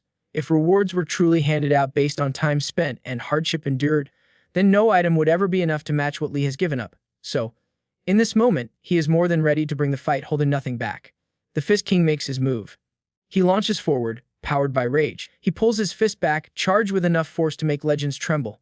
It looks like nothing will stop this impact. Then, everything freezes. The world itself seems to pause. Movement halts in midair. Sounds cut off. 2 unexpected figures rush onto the field, like guests crashing into a party that was never meant to be theirs. The battalion commander arrives, followed closely by the Flower Guild president. The Flower Guild president, Hyeonuk, shouts at Hyeonuk and asks him what the hell he is doing right now. The Fist King stops in disbelief. Lee, on the other hand, looks completely amused. The battalion commander asks them the gate is closed, so why they are throwing punches at each other. Lee mutters to himself, right timing. He sees the moment for what it is, and with a smooth smile, he grabs the fist of Fist King and compliments the Fist King, saying, "Good work. Great tiger, Mr. Hyeonuk." Lee adds it was an honor to meet him. The Fist King just stands there, caught between confusion and embarrassment. Lee says he will get going now and leaves. Lee then goes toward the battalion commander and then lifts his hand in a playful salute to his superior. The battalion commander watches this with a wide smile and asks Lee if he is okay. Lee keeps saluting and assures his superior that he's fine. The Fist King, however, is nowhere near amused. He shouts at Lee and asks him to return. But before it can turn into another scene, Hyeonuk steps in. She tells the Fist King to stop, with no room for argument.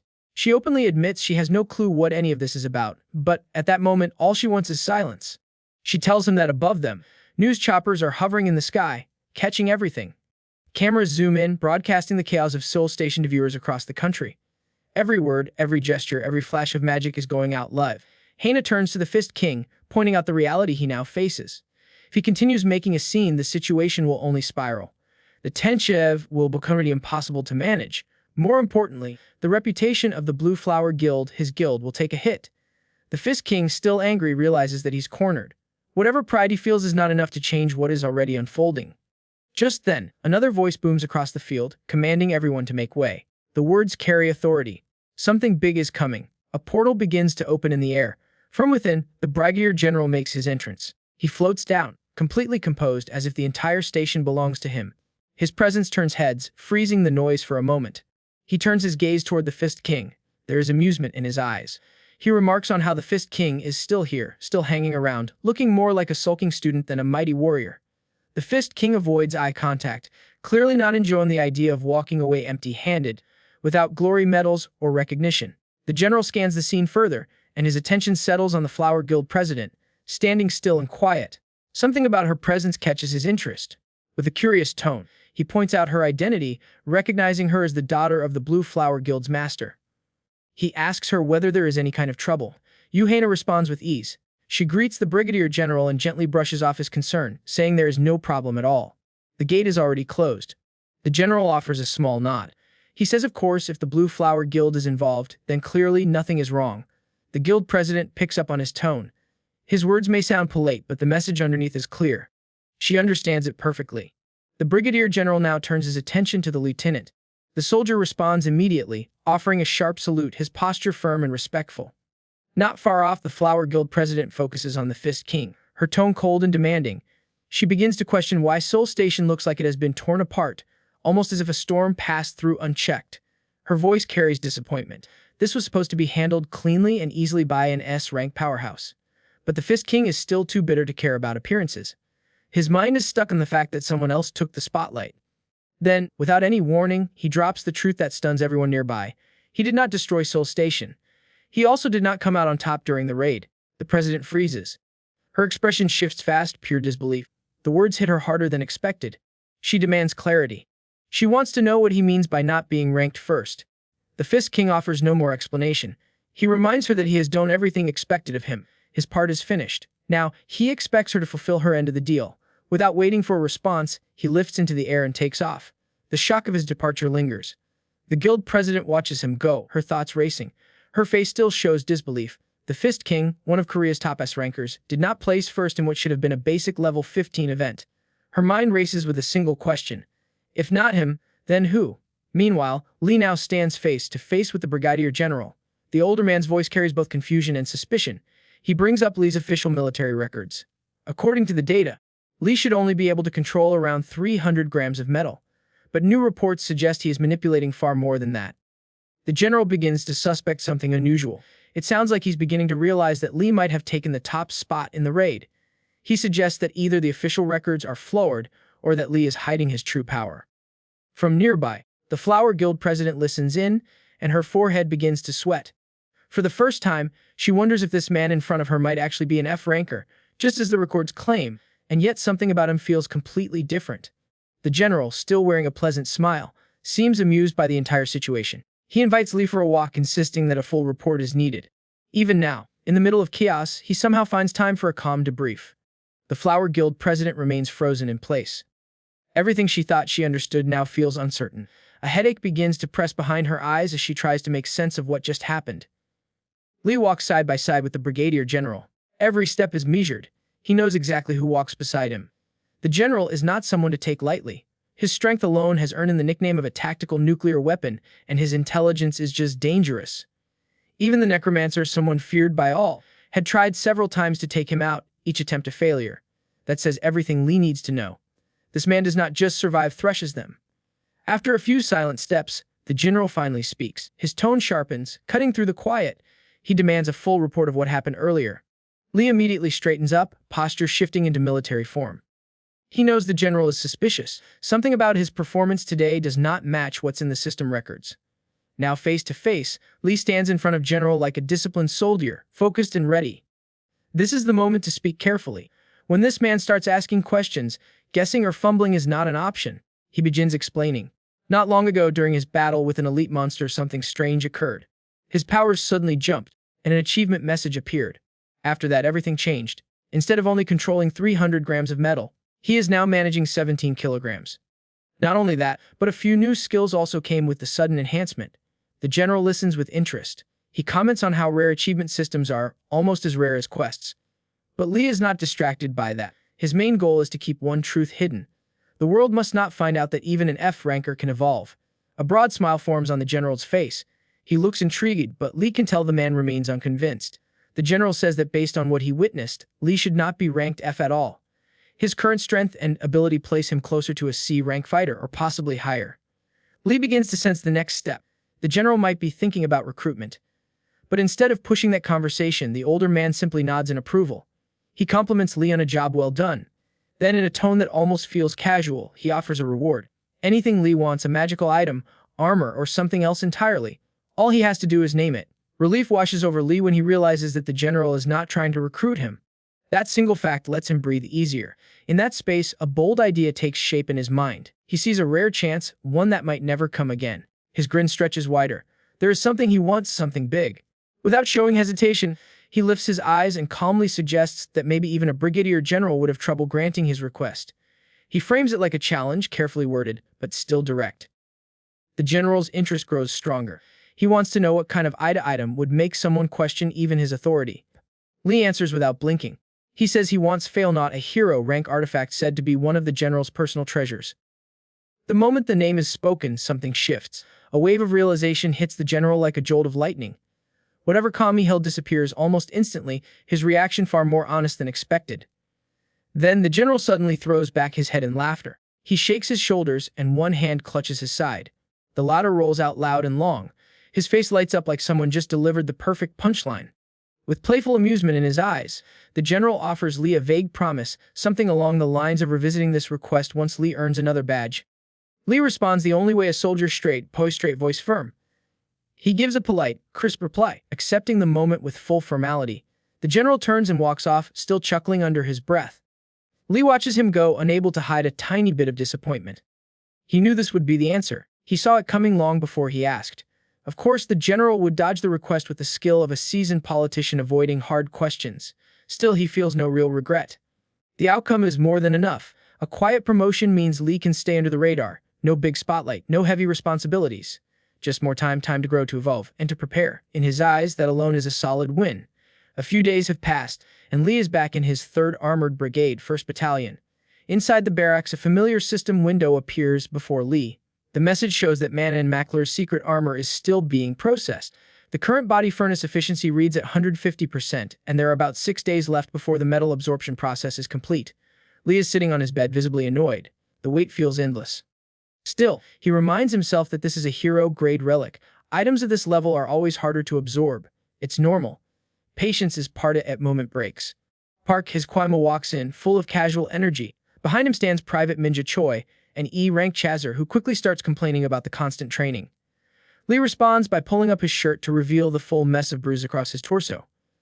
The message is clear. His body has already taken a beating. Soon, 3 more familiar faces enter the room: Taeyong Choi, Sungmo Park, and Kang Jin Kim. Taeyong tells Lee that he can just coach them. Sungmo says that is right, and Kang Jin adds that they will follow behind him. Their arrival brings a warm presence. Lee pauses for a moment, reflecting on everything. The memories of recent battles come flooding back. Through all the chaos and danger, one thing remains steady: the bond they share. Built not through easy days, but through fire, pain, and shared risks. In those dark moments, these friends never wavered. Their support stayed strong, even when death felt near. That trust means more than words ever could. Just then, the door opens once again. This time, Min Tian enters the room. He walks in fresh from the military hospital. He salutes Lee and says that his last battle against the kobolds left him bruised and broken, but now he stands tall, ready to return to duty.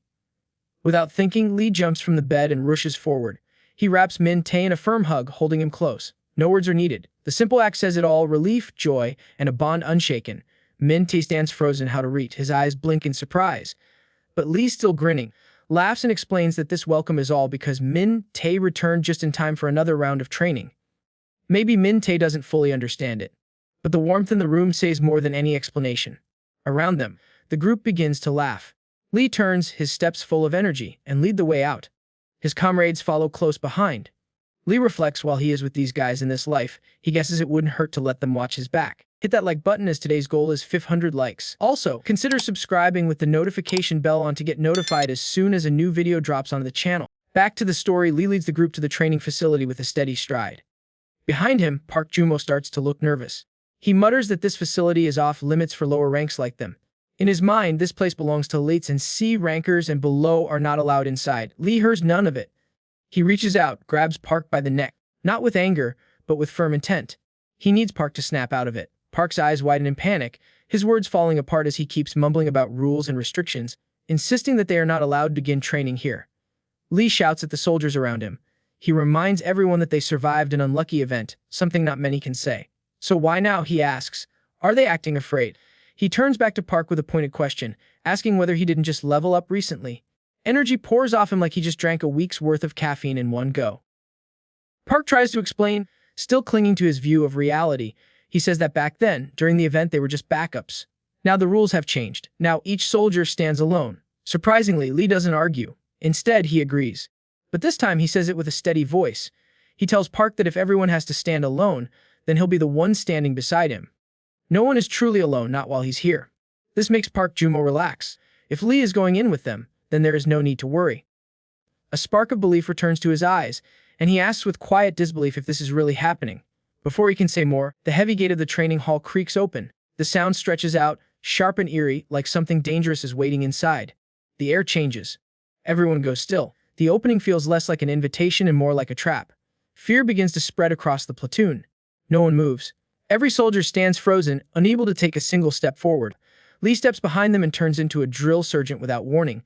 He hurls curses and commands like bullets. He demands to know why they are still just standing there. But the fear stays. None of them move.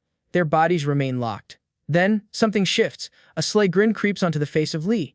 Without saying a word, he begins to move, rounding everyone up like a shepherd guiding sheep. Slowly, the group begins to follow. One by one, they step into the training hall. The moment they all pass through, Lee pulls the shutters down from out, slams it shut with finality. The heavy sound echoes through the hall. Inside, the soldiers realize what just happened. Their hands pound against the metal, voices rising in protest. They plead to be let out. But Lee stands still outside the door, arms crossed, his expression firm. He does not move. He does not answer. This training has already begun. Lee, still wearing that devilish grin, looks like he's having the time of his life. He watches the chaos inside the training hall with amusement, convinced that this is just the first step in what he calls their real training. He now declares it's time for attribute training. Later, Lee is inside the cafeteria, and there, two female soldiers sit at their table, deep in gossip. They have been looking at Lee for quite some time now. The one with black hair leans in and shares the latest news, telling her brown-haired friend that this man is the F-rank Corporal Lee who managed the blockade and cleared the entire unlucky event. Her friend reacts with disbelief. She says she imagines someone totally different, maybe a huge, muscular guy. But clearly the real version doesn't match that picture. Lee, meanwhile, is busy buying chocolates for his soldiers. He thinks that these sweets might cheer up his soldiers. Then, a wide grin spread across his face, almost cartoon-like, showing how pleased he feels. He believes the stuck team will finally level up, and that thought excites him. Soon, a strange itch bothers him. He begins to scratch at his ears, wondering what is making them so irritating today. Nearby, he notices Seo Una giving instructions to two soldiers. She tells them to buy supplies based on the number of workers in each company. She looks busy and focused, but her eyes soon land on Lee. She notices his presence and questions him, wondering why he is not attending his personal training session.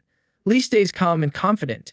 He gives her a smooth excuse, saying that he is at the PX to get energy supplements for his hardworking subordinates. He tries to sound casual and helpful. At the same time, Sang-guk walks past and throws an annoying glance at Lee. Seo Eunha remains doubtful. She does not believe his story so easily. She asks him about a rumor that he earned something called the Dunce's Rebellion achievement. Lee replies with simple, clear confirmation. Still, her eyes stay sharp. She says his report about his amazing performance seems strange. She asks again, this time more directly, wanting to know what he is hiding. Lee tries to stay calm, but a nervous smile appears on his face. He asks, pretending to be innocent, what he could possibly be hiding. Seo Eunha says that he acts strange at times, like he already knows what is going to happen, as if he has intel that they don't have, or maybe he has some other aim. Lee keeps his face calm and replies he doesn't understand what she means by all this. Inside, his thoughts grow loud. Something feels off.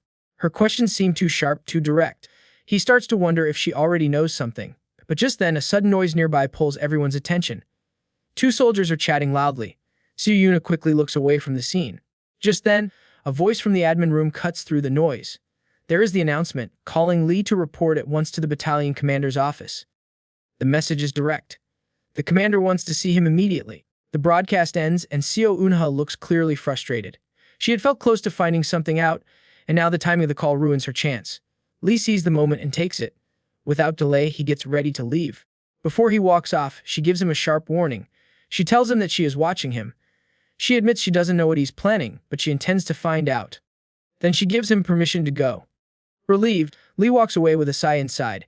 Escaping from Seo Eunha's questions feels like a small victory. He tells himself to stay far from her for a while. That woman is far too sharp. With the officer behind him, his mind now turns to the new problem. He wonders why the commander wants him now, especially with the promotion ceremony still a few days away. Nothing about this summons feels normal. The hallway feels long and quiet. From ahead, loud voices reach him. The sound comes from the battalion commander's office. The voices sound serious, maybe even angry. Lee stops at the door and knocks. A voice from inside gives him permission to enter. He steps in, stands tall, and offers a crisp salute. He starts to announce himself, but his words fade as his eyes take in the scene. Brigadier General Choi is already there along with the battalion commander. He immediately understands something serious is going on. He stands straight, saying nothing more. Finally, the brigadier general turns his eyes toward him. The battalion commander moves to speak, but the general raises a sharp look that stops him. It seems the general wants to explain the matter directly. Without beating about the bush, the general comes straight to the point and begins to describe the situation to Lee. A few days ago, a red gate opened in the Shin Aram area. The Blue Flower Guild had been given the right to raid it. Everything should have gone according to plan. But the moment the guild entered the gate, everything fell apart. Instead of facing whatever threat was inside, the Flower Knights turned on one another. Internal chaos broke out. The soldiers began attacking each other with no warning. In the middle of this madness, the platoon commander tried his best to stop the violence.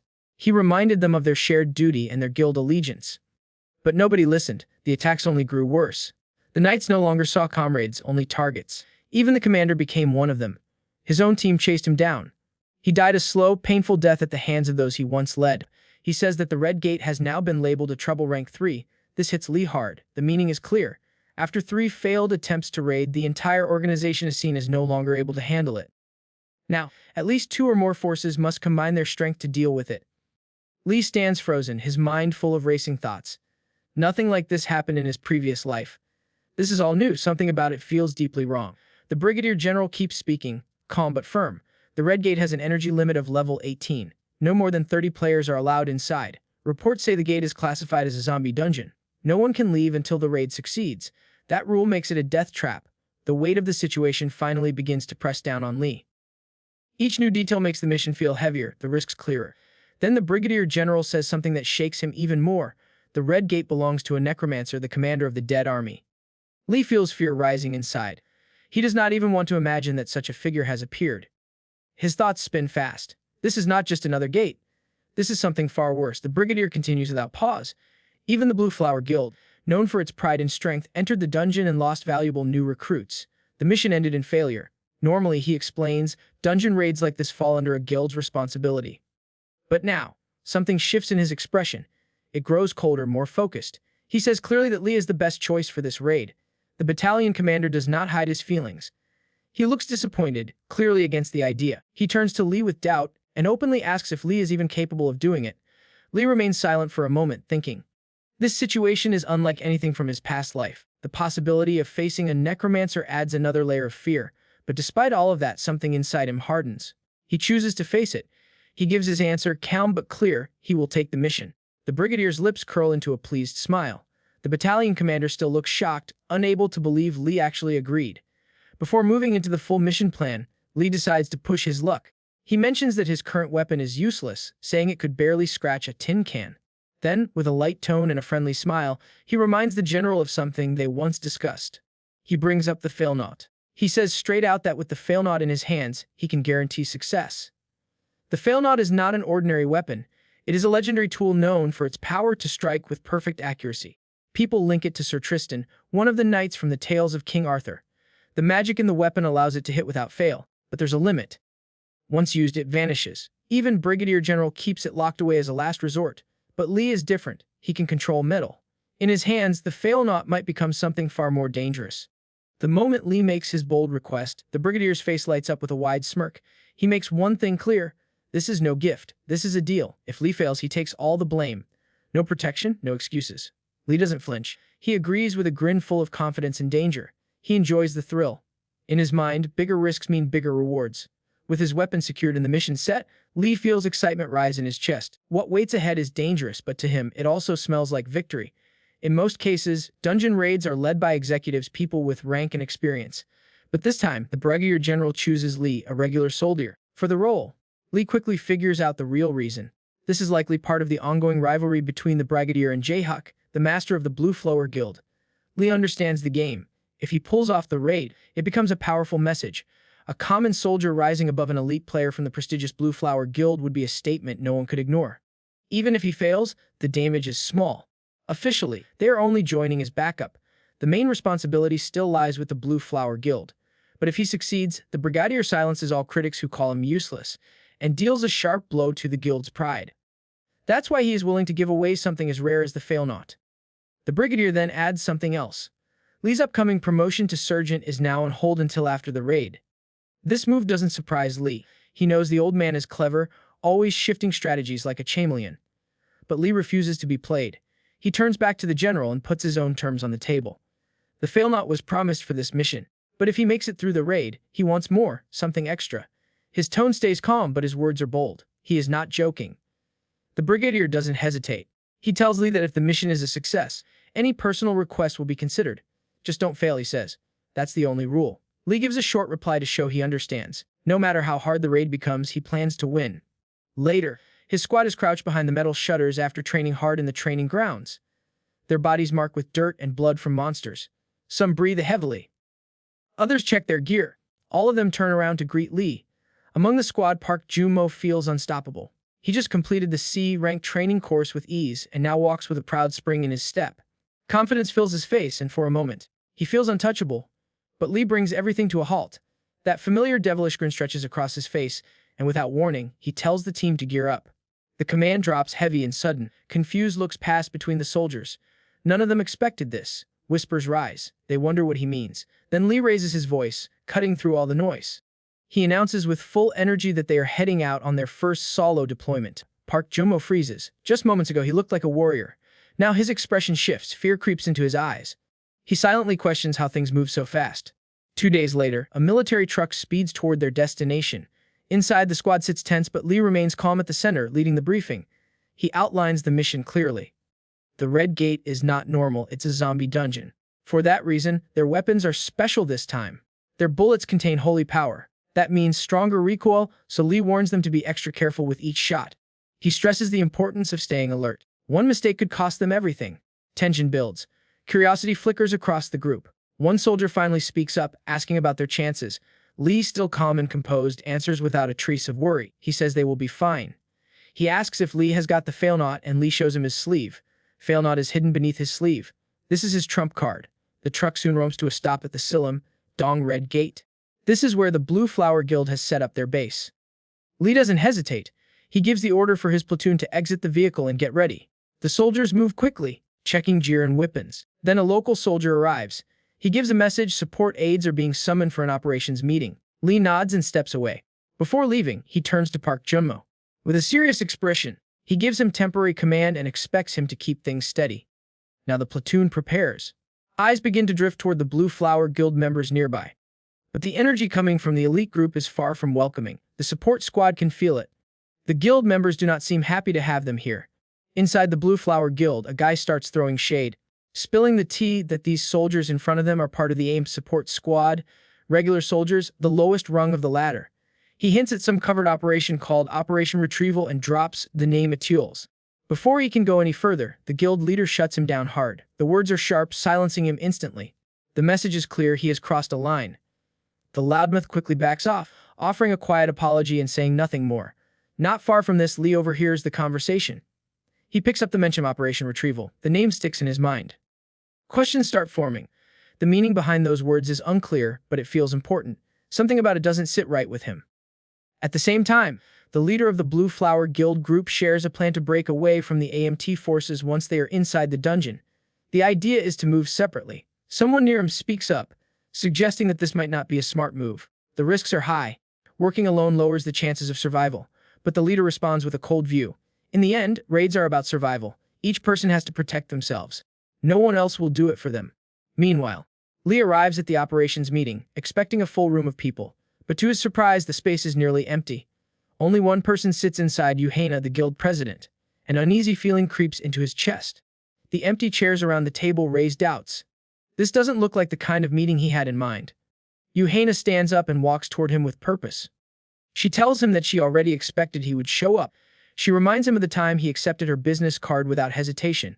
She asks him why he accepted it when he is just an F ranker. Lee doesn't hesitate. He answers honestly. He tells her he never actually wanted the card in the first place. That detail clearly stings. For a moment, the tension between them grows. But she chooses not to dwell on it. She moves past the insult and gets to the point. She lays out his role in the upcoming mission. In her words, he is nothing more than a psychic tool, an extra, not a leader. She makes her stance very clear. He should not interfere with the Blue Flower Guild's strategy. His job is to stay in the background. That is the only reason she bothered inviting him to this meeting. Now the true motive behind the guild's plan becomes clear. Lee sees it. They never respected the AMT support squad. The whole reason for including the soldiers was to give orders and keep control. But Lee is not one to follow quietly. He makes his stance clear. Both groups AMT and Guild have equal rights here. No one is beneath the other. Yuhaina doesn't hide her reaction. She responds with a careless shrug. She even mocks the idea, asking if he believes his team can take on a boss monster. She studies him, trying to read his face. His courage stands out, but she finds it ridiculous coming from someone ranked so low. The idea of an F ranker claiming such responsibility only amuses her. Lee keeps his ground. He refuses to back down. He throws the question back at her, asking why it would be impossible. He even suggests that maybe she's afraid the support squad might perform better than the Blue Flower Guild. Yuhaina pauses, then lets out a slow laugh. It starts small, then grows loud, echoing through the empty room. She is full of disbelief. When she stops laughing, she fixes her gaze back on him and asks if he really believes he can get lucky again, like he did at Seoul Station. Lee does not flinch. He steps in closer, letting his height speak for itself. He tells her not to reduce his achievements to simple luck. Yuhaina shows no change in expression. Her face remains calm, but her words cut deep. She throws out a warning, saying someone like him must have a death wish. Then, with a sharp edge in her voice, she dares him to enter the dungeon before the Blue Flower Guild. But she pulls the challenge back just as fast, making it clear that such a thing is not allowed. She then delivers news that lands like a heavy blow. 3 of the top 100 rookies this year are part of this raid. She tells Lee not to get in the way. She warns him not to cause problems. Then she turns and walks away. But Lee remains still, watching her. A strange thought crosses his mind. She barely reacted to anything he said. That silence bothers him. Her calm feels too deliberate. His mind shifts back to something earlier. That quiet whisper, Operation Retrieval. The words still echo. He starts to wonder if something bigger is happening behind the scenes. He calls out to her, using her official title. But she corrects him, telling him to use her other name, Catherine. He sees a chance. Without missing a beat, he throws out a proposal. He suggests a wager. If the support squad defeats the dungeon boss before the Blue Flower Guild, she must grant him a personal favor. Catherine turns to him, smiling in a strange way. She is almost amused. She asks if he has any idea who he's dealing with. Still, she agrees the bet, but her terms are clear. If Lee loses, he will owe her his life. No excuses, no second chances. Lee accepts without hesitation. He doesn't blink. The danger only fuels his fire. Later, outside the Red Gate, the 2 groups stand ready. The Blue Flower Guild moves with full confidence, stepping through the portal as their shields activate in sync. They look sharp, trained, sure of themselves. Behind them, the support squad remains still but focused. Fully equipped and waiting for the signal, their commander stands tall. His voice rings out, giving clear orders to his team. The mission has begun. The Blue Flower Guild has a plan. They aim to leave the entry zone before the AMT soldiers even set foot inside. Their leader gives a sharp command, telling the squad to prepare. Once the portal activates, the guild members move forward in perfect formation, vanishing into the gate together. The support squad is left waiting, holding position near the portal. They are told to enter after 3 minutes. During this tense pause, Lee moves through the line, checking in with Private Min Tae. The young soldier responds with a steady voice, saying he's ready. Time inches forward. The atmosphere grows heavier. Lee reminds the team to stay calm and alert. He tells them to remember their drills and to focus on breathing slowly. No one says much, but every face shows quiet determination. When the signal finally comes, the support squad steps through the portal. The world on the other side is not what they prepared for. The scene greets them with horror. Flower Guild soldiers are already in full panic. Some fight wildly, others fall to the ground, torn apart by their own teammates. Something has gone terribly wrong. Lee reacts fast. He throws a hand over a nearby soldier's mouth before a scream can slip out. One loud noise could bring death upon them all. The squad freezes, staring in shock. The battlefield is filled with terror. Blood paints the dirt. Limbs are scattered across the floor like broken weapons. Several Flower Guild members lie motionless, their bodies twisted. Others now move with mindless hunger. Once human, now monsters. Even their commanding officer has become part of the infected horde. Amidst the chaos, there is one soldier who has managed to avoid the monstrous fate that has overtaken his comrades. However, he is paralyzed with fear, watching helplessly as his fellow soldiers are brutally torn apart, their blood spraying in all directions. Lee quickly gives a hand signal. It tells his team to drop low and take cover. The boss monster quickly turns his attention towards the support squad. The soldiers tremble with fear. This monster is nothing like they have seen before. The monster growls. The support squad steps back. Lee is carefully watching every moment of the boss monster. The monster extends his hand towards the squad. Lee immediately yells at his squad to open the fire, and the next moment the squad starts firing holy bullets at the boss monsters. And that was it from today's video. I hope that you liked the video, and if you did, hit that like button as the goal for today is 1,500 likes.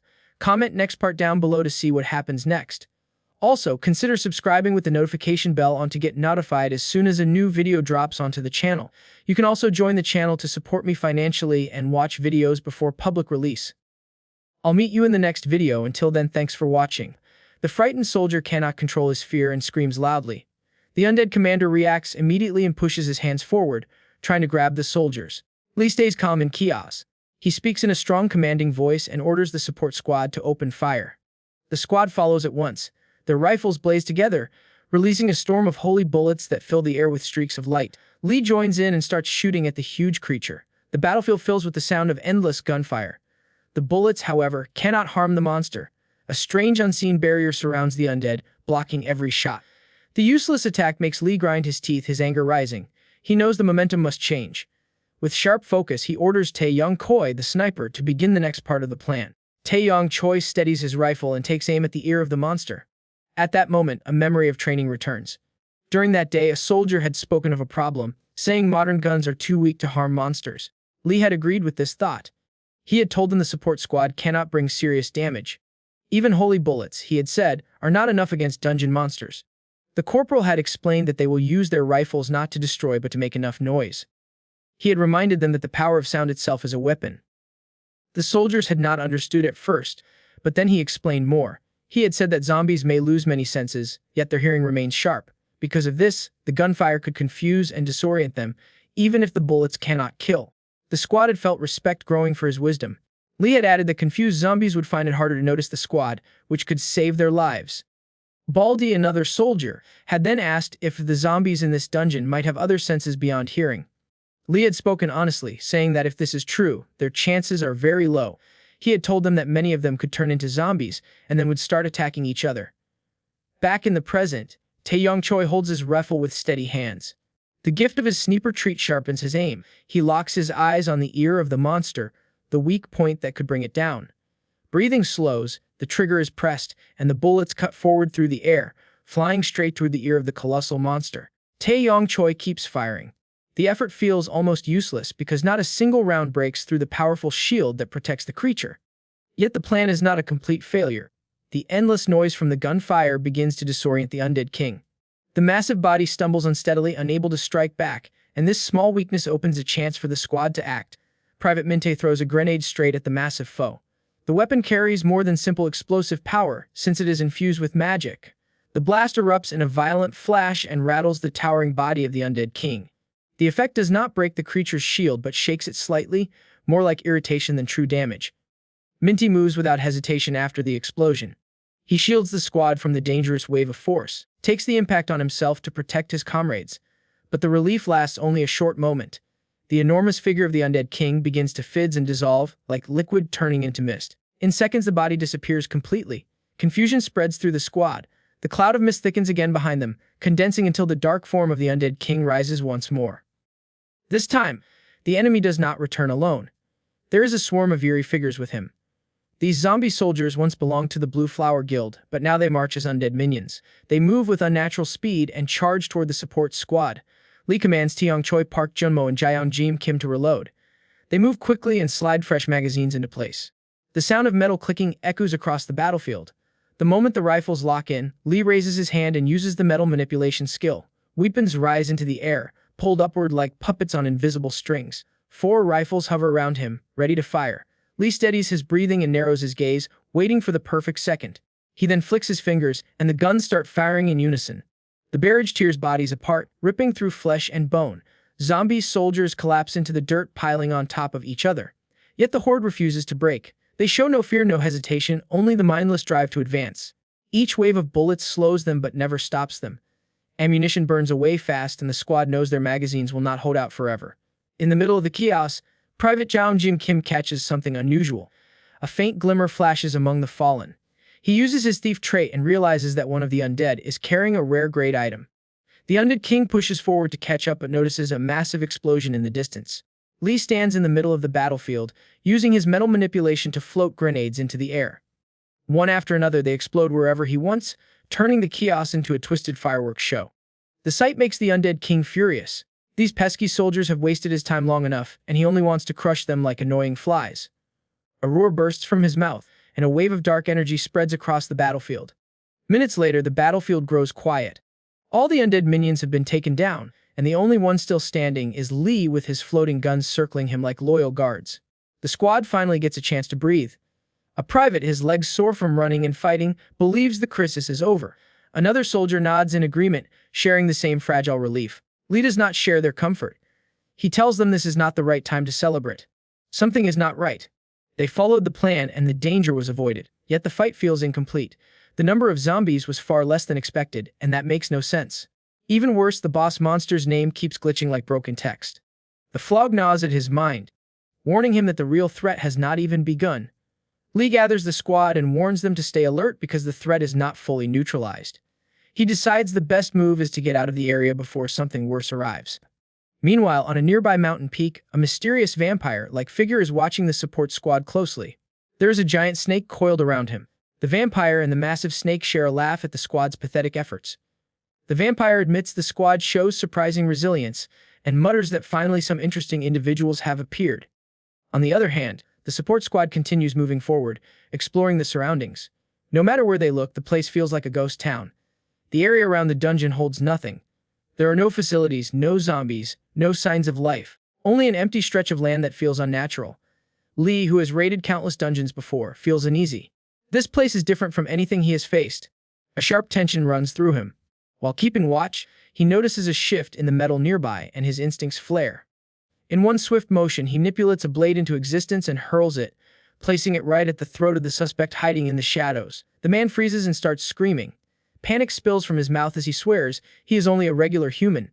He raises his hand in surrender and explains himself. He claims he was hiding because he thought a horde of zombies was on the way. The man quickly identifies himself as a survivor from the 3rd Raid Squad. He introduces himself as Taesop Kim, a member of the Blue Flower Guild.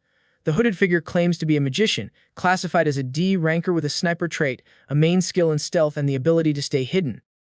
Surviving alone in this cursed place shows he has some skill, but Lee remains doubtful. A lone survivor in a dungeon like this feels suspicious. Taesop struggles to catch his breath and asks the squad if they have some water or food. The move feels classic, a simple way to appeal to human sympathy and win trust. Lee notices the act but keeps his guard up. The man shares his mission details with Lee and the squad. He recalls a memory from the temporary operations room of the Blue Flower Guild.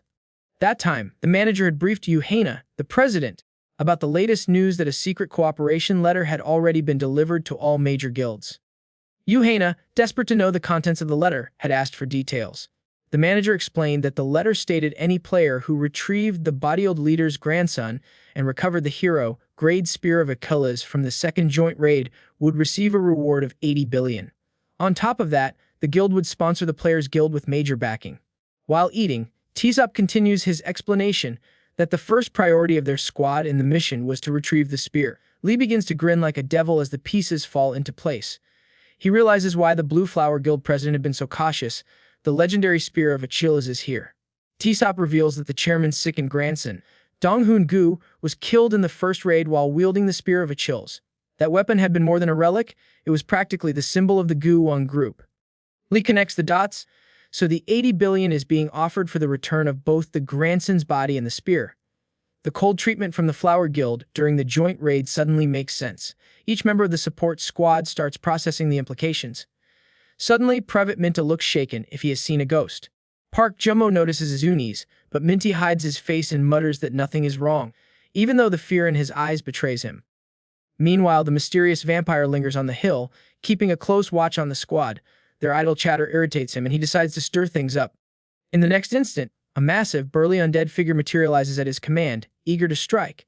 Lee suddenly senses a shift and an enormous number of metal objects have begun moving in the distance. The numbers are staggering 20, 30, and then even more. A full undead army is approaching, poised to tear them apart. Leading the dreadful procession is the same mysterious vampire with a snake coiled around his neck.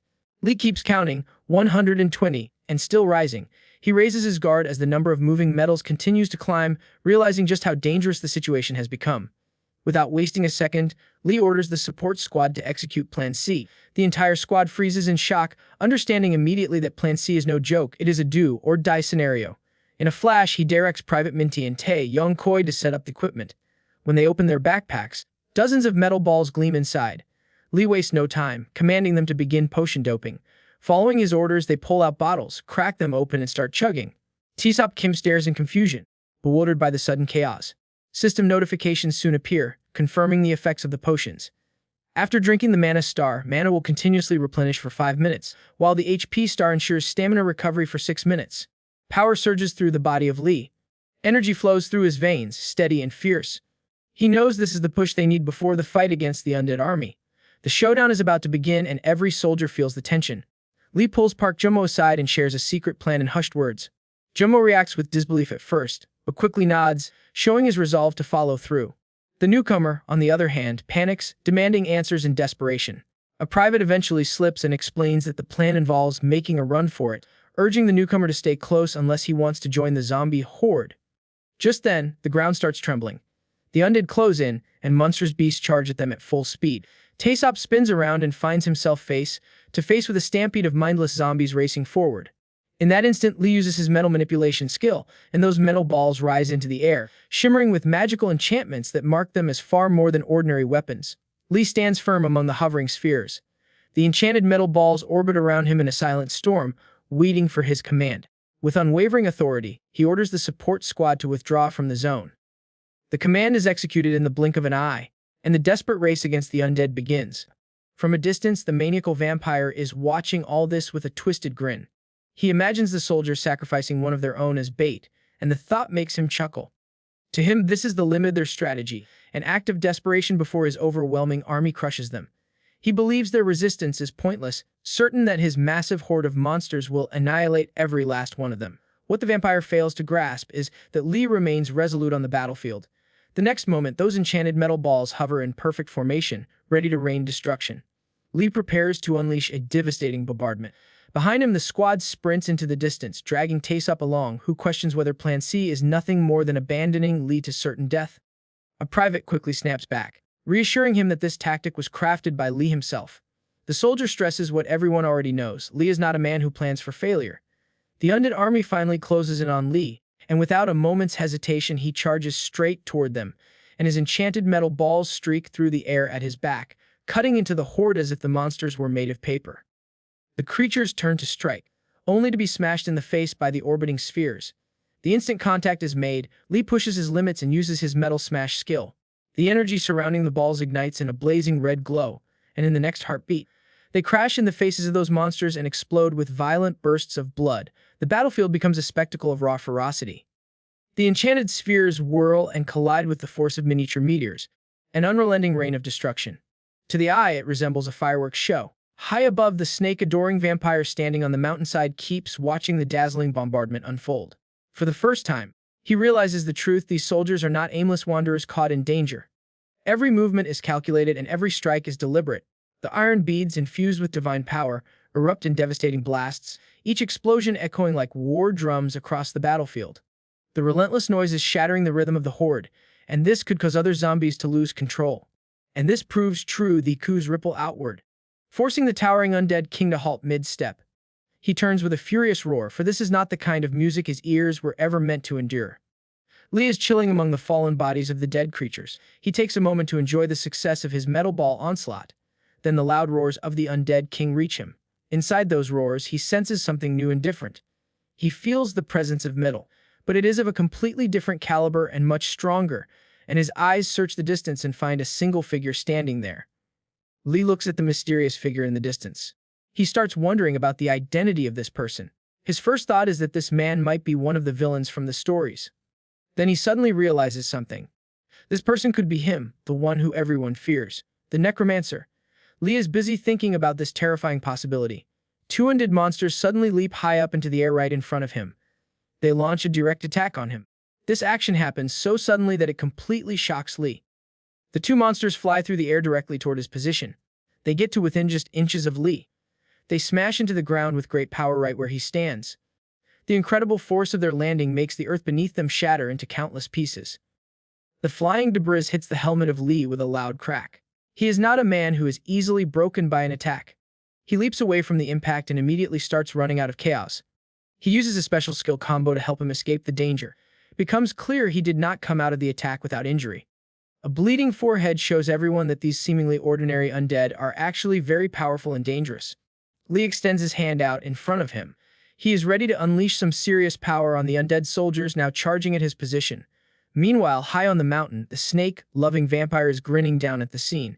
He thinks he has finally got Lee cornered, and it is because those divine-powered iron orbs are now all depleted, and the corporal's mana is also nearly drained from the long battle. But then suddenly the grin on his face disappears, and his expression changes completely at the sight above him. He sees many sharp shards of metal raining down from the sky. He understands these are the broken remnants of the iron orbs from earlier, and that man is controlling all the pieces with his power of metal manipulation. In one instant, Lee executes a powerful move known as Steel Rain Free Fall, and countless sharp blades start raining down on all the monsters below. Total chaos erupts on the ground. An entire platoon of monsters is quickly reduced to nothing but dust. It seems like Lee might finally catch a break from the fighting. But this hope does not last long. The entire army of the undead begins marching directly toward his position. The undead king is now fully fired up and ready to take everyone down with his rage. The situation changes again in a moment. Surprisingly, the undead king shifts his gaze away from Lee. It turns out he has noticed another series of explosions happening nearby. It turns out the support squad caused this by using the same enchanted grenades in order to divert the attention of the zombie king and its herd.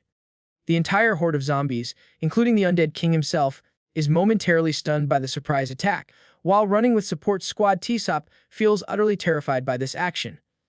He questions the reason for drawing the attention of the undead toward them. The original plan was supposed to be about sacrificing one guy and then making a run for safety. Park Jomo asks what on earth Tsop is talking about. He wants to know why Tsop would think they had come up with such a ridiculous and cruel plan. Park Junmo reveals the true nature of their mission. This was a decoy operation from the very start. It was meant to lure the zombies away from the location of Lee. And now looking at the undead king, it seems their plan is working so far. The undead king has changed his direction completely and is now heading toward the source of the new explosions.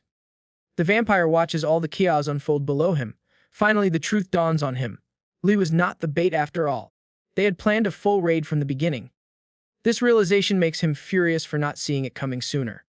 But he's a maniac who's drunk on his own feeling of superiority. He starts laughing loudly at the idea of facing a strong opponent. He feels eager for the thrill of a real battle. Lee focuses back on this mysterious man. He is genuinely curious about this person's objective for entering the raid gate. This guy also seems to blend in perfectly with the zombie horde. A notification window pops up in Lee's vision. It gives a warning that less than 5% of the potion effect duration remains. There are 2 minutes and 15 seconds left for the mana star effect. There are 2 minutes and 58 seconds left for the HP star effect. Lee wonders if this is really the guy he originally suspected. Meanwhile, the strange guy decides to take matters into his own hands, and his snake comes to his aid by spewing out a spear. He grabs the saliva-coated weapon as if it were nothing. He then hangs out his tongue in excitement at the thought of driving the spear through the head of Lee. He takes his fighting stance, and his snake also prepares for some venomous action. Lee shouts at the man. He says he is going to ask this just one time and demands to know if the man is the necromancer. The man is clearly startled by this direct question. He mutters in surprise, wanting to know how Lee has this information. Lee notices the man's strange expressions immediately. He reflects internally on the meaning of that reaction. He starts to ponder if the man really is the necromancer. The man becomes completely over the edge with anger. He furiously grinds his teeth together. He asks Lee for a final time to speak up now if he wants a peaceful death. He demands to know how Lee has knowledge of the necromancer and who on earth Lee really is. Lee looks around the battlefield and makes an important observation. The dead zombies are not being resurrected. He considers the strange reaction from the vampire like Snake Guy earlier. These facts lead him to a new conclusion about the situation. He asks the man directly, so he is not the necromancer.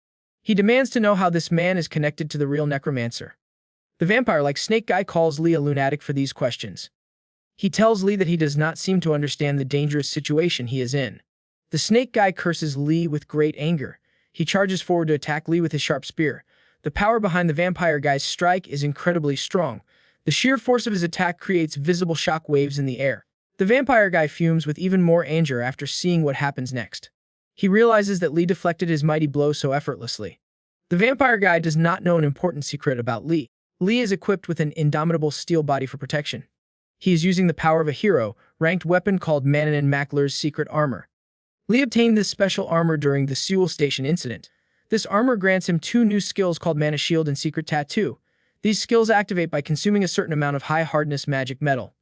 The rank of each skill gets boosted by this process. Lee knows something very important about his defense. If not for the fusion of Man and Mackler's secret armor with the steel alloy in his arm, he would have been in serious trouble. Such a powerful attack could have severed his arm. Even now with all that protection, he still got pushed back by its sheer force. Lee regains his fighting momentum using his special skill combo technique, and at the same time, Sneak attacks the vampire guy with a sharp blade. The vampire guy casually deflects the weapon with just a flick of his spear. He treats the dangerous attack like it is nothing important. He taunts Lee about using such petty tricks. He asks if Lee really thought these moves would work against him. But Lee is not the one to back down from the fight. He uses his next trick, and just then, the shards of those metal balls inside the zombie corpses start to light up. They glow like bright disco lights all over the battlefield. With the grace of a seasoned dancer, Lee sends a barrage of those sharp shards flying at the vampire guy. But the snake steps in at that moment. It acts as the ultimate bodyguard for its master and shields him from every single middle shard. Lee is left scratching his head in confusion. He wonders what kind of snake offers such VIP protection to its owner. The vampire snake duo appears fine after the attack. There is a twist to the situation now. The snake buddy is now pierced with hundreds of metal shards. Now it is the vampire guy's turn to scratch his head. He seems surprised by all these slick moves by Lee and is forced to admit that this corporal is not just an ordinary fighter. Lee's attack patterns are far beyond the level of an average level 18 player.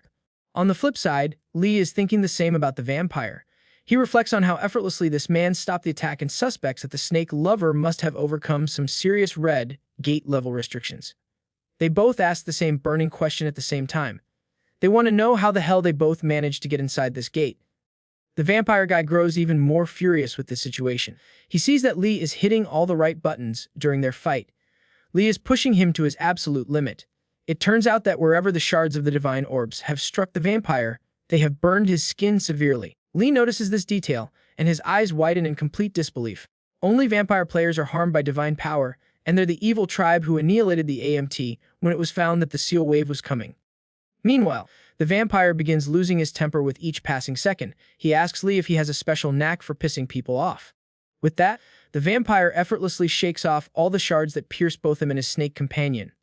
In the blink of an eye, their wounds miraculously heal. Now the vampire guy steps up his game to a more dangerous level. He readies his spear for a powerful attack. A dark swirl of black energy begins to form around the weapon. He gives Lee a terrible choice about having his limbs chopped off or demands that Lee reveal his true identity instead.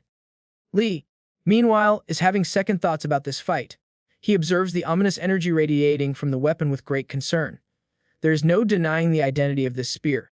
This is the spear of Achilles that the Gu Wang group has been desperately searching for. Lee knows the grim reality of this situation very well. If the spear's true powers are fully unleashed, nothing can stop its destructive force. Not even his fusion of secret armor and steel body can protect him from it. Out of nowhere, the system window chimes in with an important message. It gives a cautionary note about the remaining potion time. There is only 1 minute and 43 seconds of mana star time left, and there are 2 minutes and 22 seconds of HP star time remaining. Lee finds himself in a very tight spot because of this time limit. The potion effect will only last a little over 2 more minutes. He must secure a win within that short time. The pressure is really on for him now. On the other side, the vampire guy is fully prepared for his attack. Dark energy keeps swirling around him with great power. He is determined to tear Lee to shred with his weapon. The showdown begins with the vampire taking the initiative.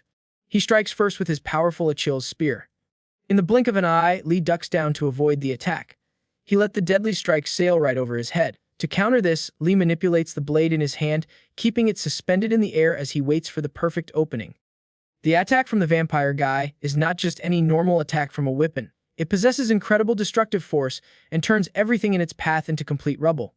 On the other hand, Lee sees this as an opening and hurls his dagger in a stealthy strike against his opponent using the metal manipulation skill.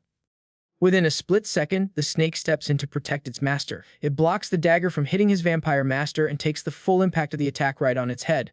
Lee is fuming with frustration now. The snake is constantly interfering with all his attacks. Meanwhile, the blood-sucking vampire readies himself for another powerful move.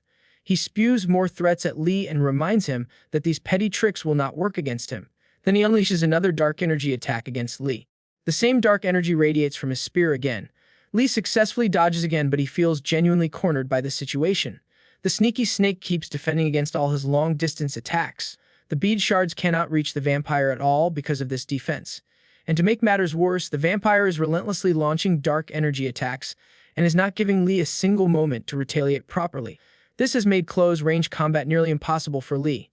The vampire guy keeps on attacking Lee without any pause. He still seems to be in complete rage mood. He shouts at Lee with great fury about Necromancer. This is someone Lee could never have known about. He yells at Lee, how could he dare to speak that name out loud, and attacks Lee with all his might, but Lee dodges it again. Finally, a grin creeps onto the face of Lee. This expression has been missing from him for a while. He is about to play his ace up his sleeve quite literally. The divine arrow has been hidden inside his sleeve all along. He turns to the irritated vampire and asks a casual question. He wants to know if the vampire is really that eager to learn his identity, and nonchalantly reveals that he is just a simple soldier. To add to the confusion, Lee asks the vampire if he has already been discharged from service. The vampire does not understand what Lee is talking about at all. He demands a clear answer from Lee immediately. Suddenly, the vampire's gaze falls on a box right in front of him. Lee explains that this is exactly what he meant before. He had already figured out an important fact about the vampire. This vampire never served in the military at any time. Meanwhile, the zombies continue their chase of the AMT squad. The squad members are doing their absolute best to evade the undead horde. Park Junmo prepares himself with a grenade in his hand. He is ready to throw it right into the fray of zombies. The newcomer tries to intervene in this plan. He suggests they use this chance to escape instead. He points out that the boss monster is not around right now. He feels convinced the raid squad will not stand a chance against the zombie parade. He is pretty sure the zombies have already turned Lee into zombie Cho by now. He urges everyone to hide immediately and stresses the extreme importance of staying safe from danger. Park Junmo, however, holds a very different view on the situation. He firmly believes in the abilities of Lee to survive. He insists that Lee is not someone who would fail so easily. Tae-sup asks him how the hell he can be so sure of that, and Park Junmo replies that he hasn't received the signal yet. This leaves Tae-sup curious and a little surprised, prompting him to ask what signal he's talking about. A flashback shows an earlier moment between Lee and Park Junmo. This happened right before they bailed out of the zone together. Lee turned to Park Junmo and dropped a bombshell of an idea. He casually told Park Junmo to slap a claymore mine on his back for later. Park Junmo was quick on the uptake with his request. He asked if Lee meant the specific KM-18 Haewon model. Lee nodded his head in confirmation of that choice. He added an important detail about the claymore mine. If it ever went off, the explosion would be like waving a white flag of surrender. Everyone would know he had played his last trump card. Lee instructed Park Junmo at that time that when this happens, when that explosive spectacle finally goes off, Park Junmo must hide with the whole squad to ensure their safety. Now back in the present, Lee decides it is time to send that bomb on a one-way trip to Detonation City and uses his Metal Smash ability. The next second, the entire area around them lights up with a brilliant flash. It looks like a 4th of July display on steroids with its intensity. Flames dance wildly across the battlefield. The intense inferno along with many middle balls charges straight at the vampire guy. The shockwaves are so intense that even Lee is doing his best not to be swept away by the bomb's powerful pressure wave. On the other side, the vampire guy and his slithery sidekick are getting roosted by the fiery chaos. After the flames die down, the snake is howling in agony after that fiery ordeal. Suddenly, with a resounding crash, the snake collapses to the ground completely. The vampire guy just stands there in silence. He is probably rethinking his life choices after this event. Now he is even more ticked off at Lee than before. He starts questioning his audacity for trying to blow him up completely. He throws shade at Lee by mocking his plan. He laughs at the idea that a mere bomb could take down the Chosen One. Lee couldn't care less about his enemy's ramblings. In a sudden twist, he unveils his trump card, the divine arrow he had been hiding all along, and drives it straight into the vampire's chest with a direct, crushing blow. The force of the impact sends the guy crashing backward onto the ground. He screams in pain from the sudden injury. He feels bewildered by how fast the arrow moved toward him. He did not even see it coming toward his chest.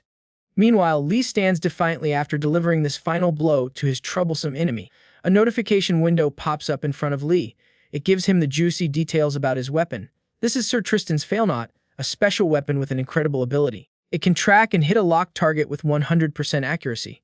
Not only that, it also nullifies any magical resistance the target might have for protection. Lee takes a moment to school the struggling vampire on the ground. He makes it clear that grilling the annoying snake was just the warm-up act for their fight. The real ace up his sleeve was always this special arrow. The vampire desperately tries to pull the arrow out of his chest. He soon realizes it is a lost cause for him right now. Lee is in full control of this arrow now. It is not coming out easily at all. With a broad grin, Lee reassures the vampire that he is not going to let him die just yet. Lee has some burning questions for him first, and he is in no rush to end things between them now. And that was it from today's video. I hope that you liked the video, and if you did, hit that like button as the goal for today is 1500 likes. Comment next part down below to see what happens next. Also, consider subscribing with the notification bell on to get notified as soon as a new video drops onto the channel.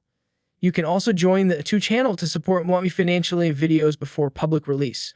I'll meet you in the next video. Until then, thanks for watching.